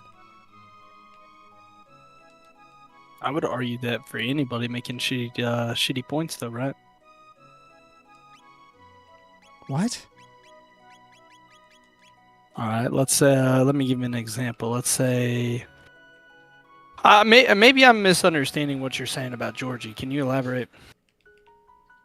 I'm saying that their mental faculties are not there. And so I don't know what exactly is wrong with them, but obviously there's something. And I'm not going to diagnose them. I'm not a psychologist. I'm not even going to attempt to do that. But sitting there and making light and fun of somebody that can't control it, you know, that just goes against my very inner being.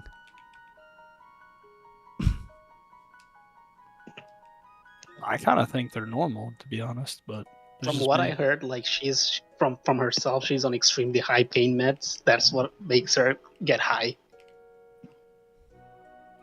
Yeah, I mean, whatever it is, I'm not gonna. From my I wouldn't want to make a video or make any video about her because, like, obviously, like there's something going on with her medically. I feel like they're pretty normal, to be honest. I mean, they think have that. outbursts. You don't. I really think do. that. No, I'm dead ass. I really do. I think they're delusional. normal. I don't know what to tell I'm you. delusional because I feel that someone. 100%. I feel that they interrupt, you know, like, and they like spew nonsense sometimes. But hell, I know people in here that I feel that are perfectly normal that do that too. Like me? Like who? Nah, I don't want to point anybody out specifically, but there's about two of them in here. About two, I think. Yeah. Well, one is me, one is Amender, I know. I don't feel like I spout It's something nonsense. I feel like I say things that are very cogent. Hey, that's not nice opinionated. So, Amender, what's wrong with like making fun of a disabled people? Are you being serious right now? We're gonna like talk about this as if we're like not live on YouTube right now. That was actually crazy. Wait, we're live on YouTube? Yes. Hi, Mom. Here, I'll post Mom, I'm on I'll post the links inside chat. We're still doing the debate show till 9:30. If anybody has anything that you guys want to debate about, I have my hot takes list inside chat. I also have the stream live. You can see it right there at the top. And if you like my work, you can consider donating. If you like what I do, I appreciate it. If you do, or subscribe to my YouTube channel, that'd be amazing. If you guys disagree with any of those points, I'd be more than happy to hear your position. And hell, you know, I believe it or not, I have had people where they have made me change what the hot take says because, I mean, they were just correct. I had to change it. I was like, wait, yeah, you're right. I'm wrong. So when you changing your opinion on the guns in the schools? You have not changed my opinion whatsoever on that. And by the way, we were talking about reasonable regulations regarding guns. I know, but I feel like you should put that as your hot take because I feel like that is a hot take. Well, specifically, it says 94. We need to apply gun legislation that is I'm not saying that. empirically shown to work at a federal level in the United States. I'm not talking about that. I'm saying add another hot take that is the one that I brought up, like the separate second debate that I brought up. You know, I said I have one that's really gonna get you, and then I mentioned the guns in schools. You should put that as a hot take because I feel like, you know, most people feel safer whenever there is a gun around. I don't feel safer when there's a gun. I feel a lot safer. I never feel safer with a gun around. Never. I have never felt that ever. You've never Never. So hypothetically, even people like I perfectly trust with a gun, I'm sitting there thinking like, okay, that is an additional potential risk, right? Because it's like usually when people are getting shot with a gun, it's usually not a good guy with a gun. What happens is that the good guy who had a gun could lose their gun, and then that person is then using the gun for ill intent. That happens all the time. And it's like, and the other problem that happens is that it's very, very common. A lot of people think that like shootouts and guns are like the movies where it's like you're 10, 20 feet away, when in reality, people are like face to face with each other, and that's how gunfights go. And they're a lot more fatal than just simple like knife fights or, you know, or bludgeoning devices, right? It's just a very quick, very fatal way of killing somebody. And absolutely, it absolutely escalates that situation substantially. I ask you a question. What? If you had proper training, would you feel safer with a gun on your side? Opposed to not having a gun I would at all? feel safe with a gun on my side. Like I feel like I can handle that on my own, but I'm letting you know that that's an additional risk point. I was That's an just additional asking risk factor if for you sure. feel safer with a gun, and you just admitted that you feel safer with a gun around. No, that's like if I Yeah, have that is control over the gun, that's different, right? Because at least then I Well, know I have asked- control over it. But I asked you, do you feel safer with a gun around? And you answered no. But obviously, Yeah, I in a mean, if there's just like certain- some hold guy's on. random You're gun, interrupting yeah. me. No, I'm saying in general, you now have displayed that you do feel comfortable whenever guns are around. If I'm You feel handling safer. it, sure. Because then I could check the Okay. barrel. I So can like you're an open adult, the right? barrel up. I can make sure that there's no bullets in it. I can ensure that the gun is basically neutralized, right? But if it's somebody good. else's gun, I don't have that option. I can't Okay, just okay, grab their good, gun good. and start inspecting it. Good, Amender. You're an adult, correct? Yeah. So that means if you was in, let's say, a middle school, you would probably be a teacher in that case scenario, right? Probably would be a teacher if you're just randomly in a middle school throughout the Thank day, you, Brooke, for every the single $5. day. That's amazing. Thank you. I have no idea what you're arguing. I'm saying if you, as an adult, was in a middle school, you're probably a teacher, right? So if you was a teacher, you would have the ability to have that firearm, just the same as every other teacher would be. So you would feel safer with a gun around. You said you feel safer whenever you're the one that If can operate I'm it. the one and you're the one in controlling the control. gun, because I can ensure that Yes, it's but safe, you right? And I are. know that I'm I a just rational explained individual, you're and a I'm not teacher. going to elicit risk. But one thing that I'm aware of is that people are really, really dumb. They're not good at things. It's very common that people will make mistakes. And even I make mistakes. I make mistakes all the time, right? Can I possibly say with 100% certainty that I will perfectly handle this gun for the entirety of me, like holding it? No, I can't guarantee that because people make mistakes. That's normal. That I don't happens. think that you have trained. I don't think you've had I training. think with even if you firearms. have training, you can make mistakes. There are You can, but pilots as that somebody that has train for had thousands training- and thousands of hours and make mistakes. That happens. Yes. I don't know. It's very. That is okay, also the case if as somebody owns a gun. As somebody that has used guns for a long time and had training, as well as I'd say Hopper's had shit tons more training than anybody here. Usually, if somebody like me or I'd say Hopper makes a mistake, it's not a very big mistake. It's probably one, maybe dismantling the gun, etc. My finger never touches the trigger until I'm ready to shoot. I always clear my weapon before I pick it up. Well, unless I'm intending to shoot whatever it is for the reason I'm picking it up. But yeah, I'm pretty safe with my guns, and so far after being around guns my whole life, I think I've made All right. one mistake. I'm and going to that was prove you wrong before- right now, right? I'm going to show Okay. you a gun instructor, and I want you to look at it real freaking close, okay? I'm going to unmute it, and I'm going to share it for everybody to see. Okay. All right? You Are you guys, sharing all your right, pull screen? up. I can't No, see- I pull can't see your up my stream. Pull up my stream. I'll post it again in side chat. I'm removing the embeds. There you go. Top link. It says can't see the stream. Click the link. All right. So I'm just going to show it right now. It's a little delayed. I don't know, maybe like 10 seconds. But the point is all there. So here, you could see here. I'm just going to show it here. There's a gun instructor, right, that is handling a gun, and we're just going to observe this. Trigger guard, roll your palms together. So both your hands are Alright, going to we're sit on the watching your left-hand stream. side You of the gotta pistol. remember, it's You're gonna like walk out, 15, both arms. 20, You're 30 gonna minutes push with your behind. right and pull with your left. Focus on that front sight tip. Now, if you want on this 44 Magnum, you minutes. can shoot it single action. With a nice light trigger pull. Did you mean to do that? Yeah. He shoots there. I guarantee it. Guarantee you. He's got his fucking finger on the fucking. He's a so gun that's your- instructor. I don't care what he is. He doesn't need to Okay, own so a then, fucking so then, firearm. so then, it is possible for somebody to be trained with guns and make a mistake. Amender, I have a question.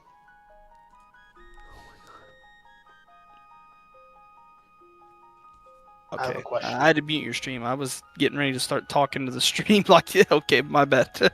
All right, you got to really start sharing your like screen on Discord too. By the way, it makes it so difficult to talk and like watch your shit while talking to you.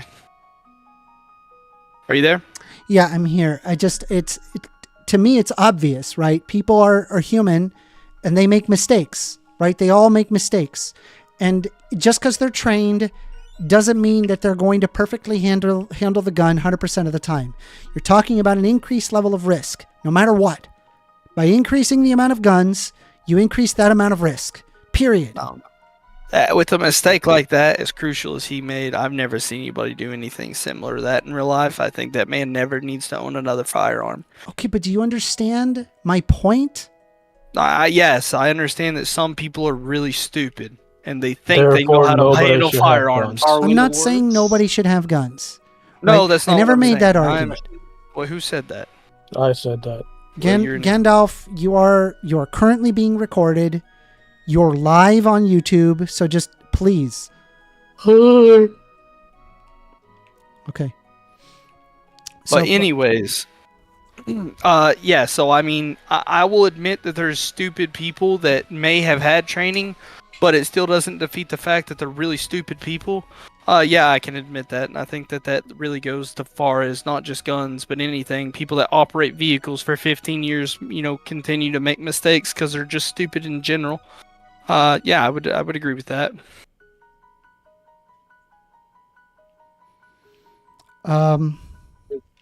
But I don't think that it has anything to do with I don't think it has anything to do with the fact that everybody makes mistakes. I think it has the fact to do with this is a stupid person that did something really stupid. Have you ever played Dungeons and Dragons before? No. Like you roll it. Okay. So there's a concept in the game where you're like rolling a 20-sided dice, right? And let's say if your character is like really, really good at something, right? And he's basically not going to fail a roll unless if they roll a 1, okay? And so if they're very, very good at it, right? Great. They roll, it's a 12, all right? You pass. Why? Because you didn't roll a 1, right? All right, we roll it again. It's a 15. All right, that's good. Again, you didn't roll a 1, so no fail, right? You keep rolling, right? The point is that by increasing the amount of rolls, the probability of getting a 1 is about roughly 1 in 20, right? Now, that doesn't mean within the first 20 rolls, you're going to get, but the more that you do it, the closer it gets to that exact number, right? But so the concern that I'm having is by increasing the amount of guns available, right? I don't care how trained they are.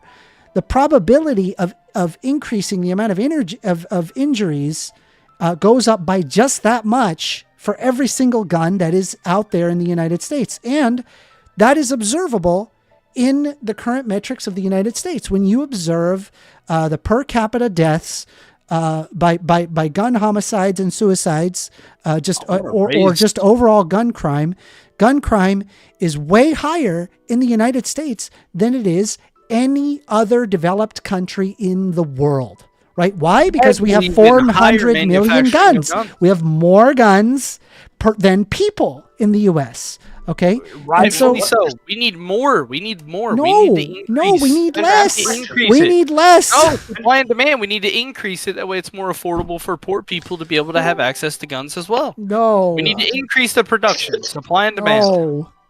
Increase production for sure, definitely. Yeah, I don't know what else to tell you, man. I have a quick question for you. No, the poor people can't afford guns. We need them to be able to afford guns too to protect themselves. Amanda, what is your stance on the gun in general? Like, what do you said you're not against guns. I'm not against owning guns. I think we need to look at like efficacious gun laws that we know actually work, right?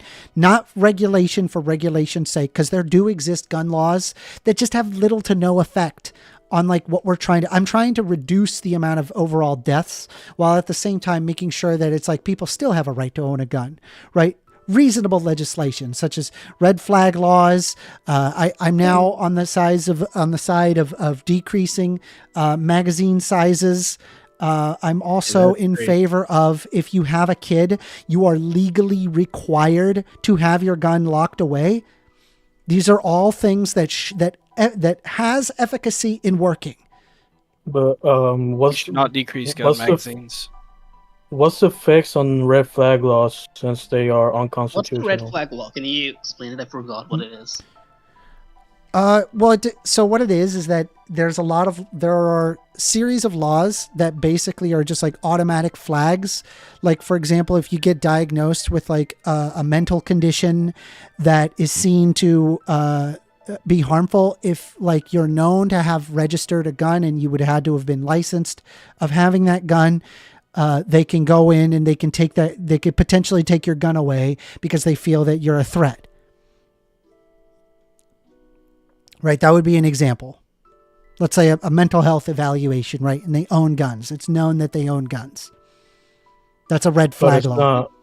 But it's So, not so a how extreme is this? Like, if you have a depression, you're still gonna like not be allowed to own a gun, or like there's a limit of how much? It depends. The point is that we can apply laws that actually have efficacy of working. Obviously, if it has no efficacy, I'm not interested in the law.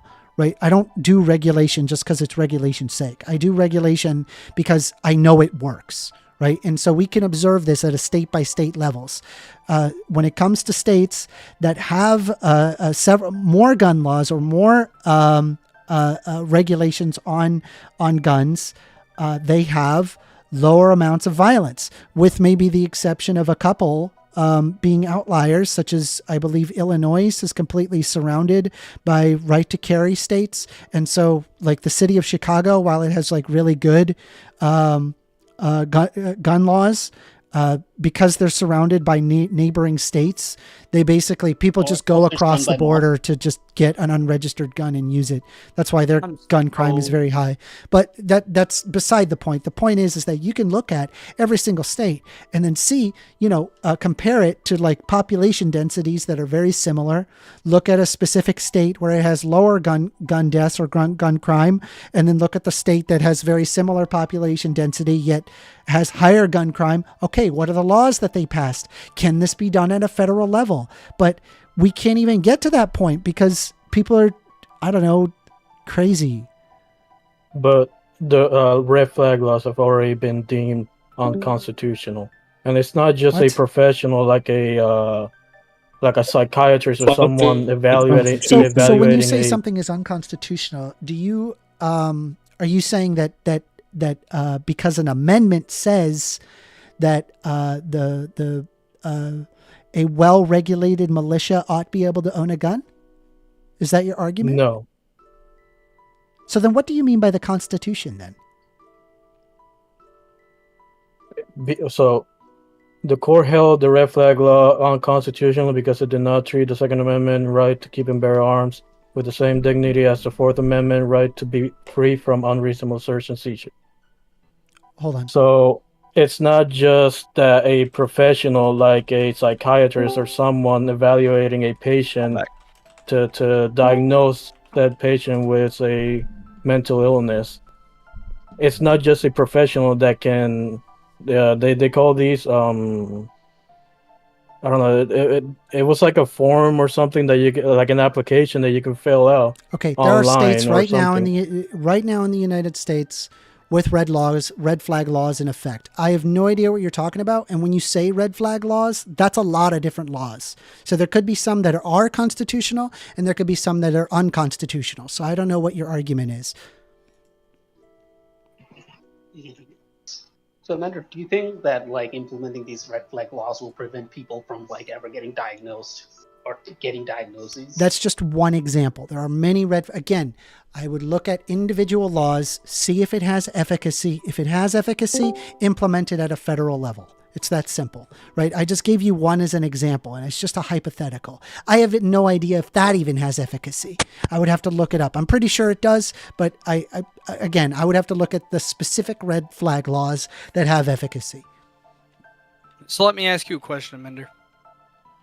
If that's okay, anyways. Sure. So you was talking about, how guns cause death, etc. What about alcohol? Do you feel like we should have regulations on alcohol for how much damage it causes? Yeah, fuck yeah. What? Oh, you do? Yeah. I've actually found somebody that agrees with me on that. Okay.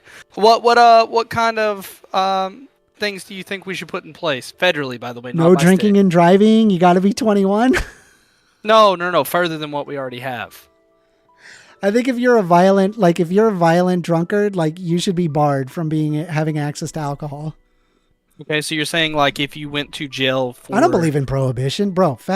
Scar is telling me prohibition, dude. I do not believe in prohibition. No, I feel like this is gonna go there.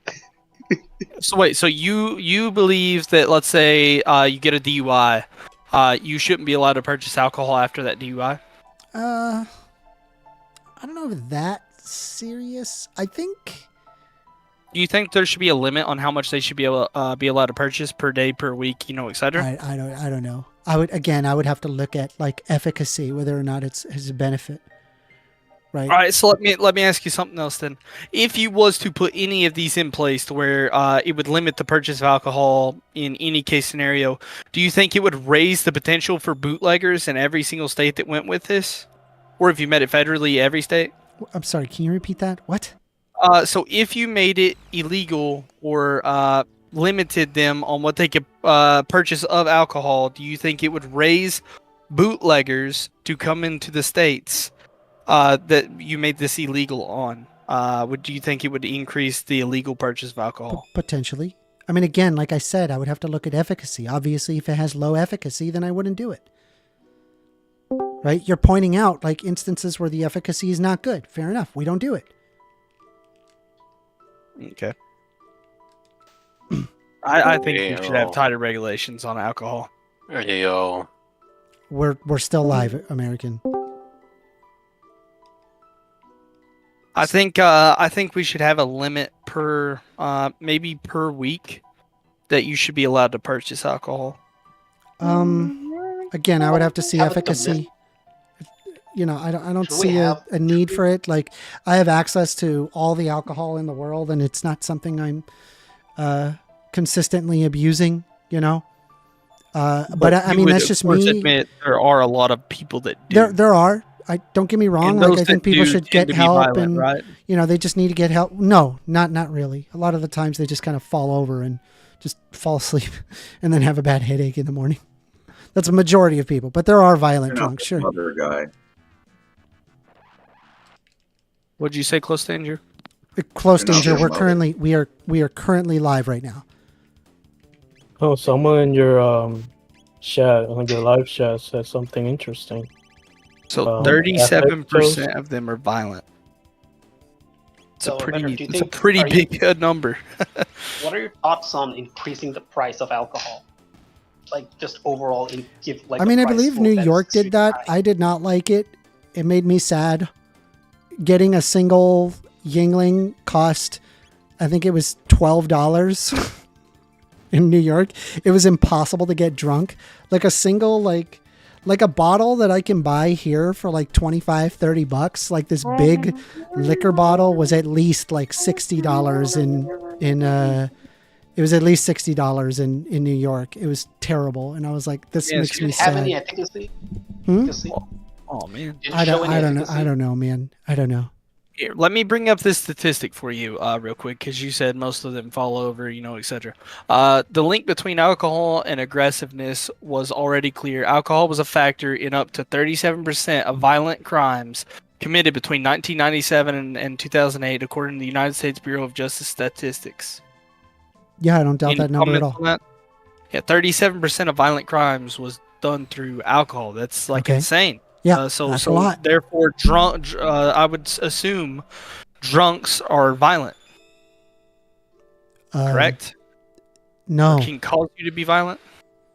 No, because you're looking at violent crime, and out of all of the violent crime, 37% Large percentage of but the problem is that you're not really aware of the instances where that doesn't happen, because what doesn't get reported is the guy who's just getting drunk, takes an Uber home, and then falls asleep on the couch. like what? Well, who's to say it's not 99.9% of people aren't doing this? Like what? I would still say 37% of all violent crimes is still quite a bit. Sure, regardless if it that's was a 9/9. relevant metric, and I think that like people who get angry at people because they're drunk, they shouldn't be drinking alcohol. I agree with you. As to whether or not that there should be a regulation, I don't know. Maybe I would have to see whether or not there's like efficacy to it, whether or not it can be effectively done. Like, and does it cause a black market, like what you're saying? Yeah, I would assume dry states.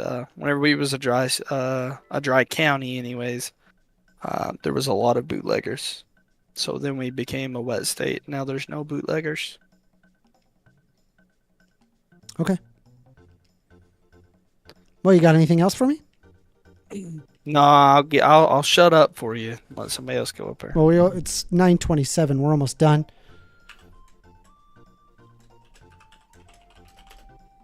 And then what is it currently? 3:18. Okay. Honestly, that was a pretty, like, if we're going to have, tell you what, here's what we're going to do, all right? I don't want anybody leaving because we're going to do the vote, all right? So just give me one quick second, okay? I'm going to compile the vote. Let me take a look here. All right. Let's see. We're going to make a poll here. We're going to check side chat, and I'll as well link this in the YouTube chat. I'll try to count it as best as I can in the YouTube chat, okay? So just hang tight while I compile it up.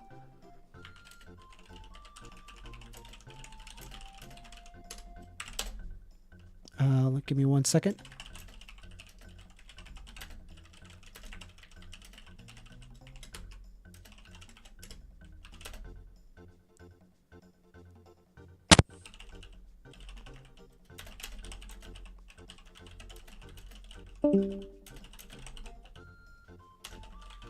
Okay, so here's what we're going to do. There's only 3 debates, and I'm going to go ahead and post it in YouTube chat. And then I'm also going to do the which debate. All right, and I'm going to go ahead and provide it as well in the poll. So just hang tight while I get that going.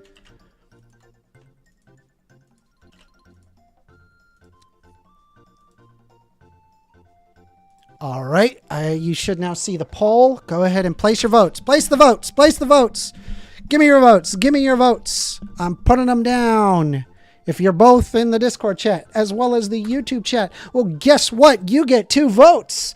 You know why? Because you've been participating twice as much. Twice as much. You deserve 2 votes. Okay, 1, 2, or 3. Go ahead. Put in your votes. Put in your votes. Everybody put in your votes. We got 4 votes, 5 votes in. We got 1, 2, 3, 4, 5, 6, 7, 8, 9, 10. We got 11 people. Come on, put in your votes. Let's hear your votes. We got Cole here for 3. We got Rook Spinnerd for 3. Kyle Bonini for 3. Looks like everybody is loving 3. They really love you, Boss Clips. Oh my God. I think it is fair to say that for today, I believe that we have been able to come to the conclusion that number 3 was by far the most interesting.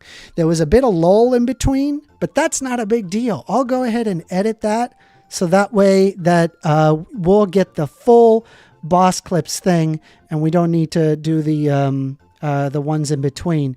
But you know what? I gotta say, I thank y'all very much for joining me today. You know, it looks like that we mustered through from some tech issues. Hopefully we're not going to have that next week. But for whatever reason on Discord, it was just giving us some problems. But, you know, honestly, kind of amazed that, you know, I just kind of left a VC just open for for like anybody to just basically come in and troll the VC, and you guys didn't troll. Because you don't like us too much, man. I'm telling you. You think we're all bad, but we're good people. I'm just kidding. Just kidding with you.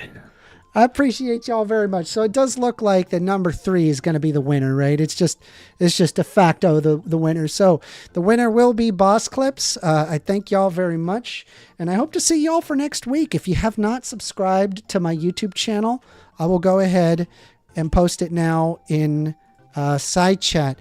I recommend to subscribe if you have not already, and I appreciate y'all very much for taking the time to do so. And I do this every week, 6:30 p.m. Eastern Standard Time, and I hope to see you guys next week. Good talk, everybody. Y'all have a great day. It's now open floor for everybody. I'm going to stop recording. Hey, did you like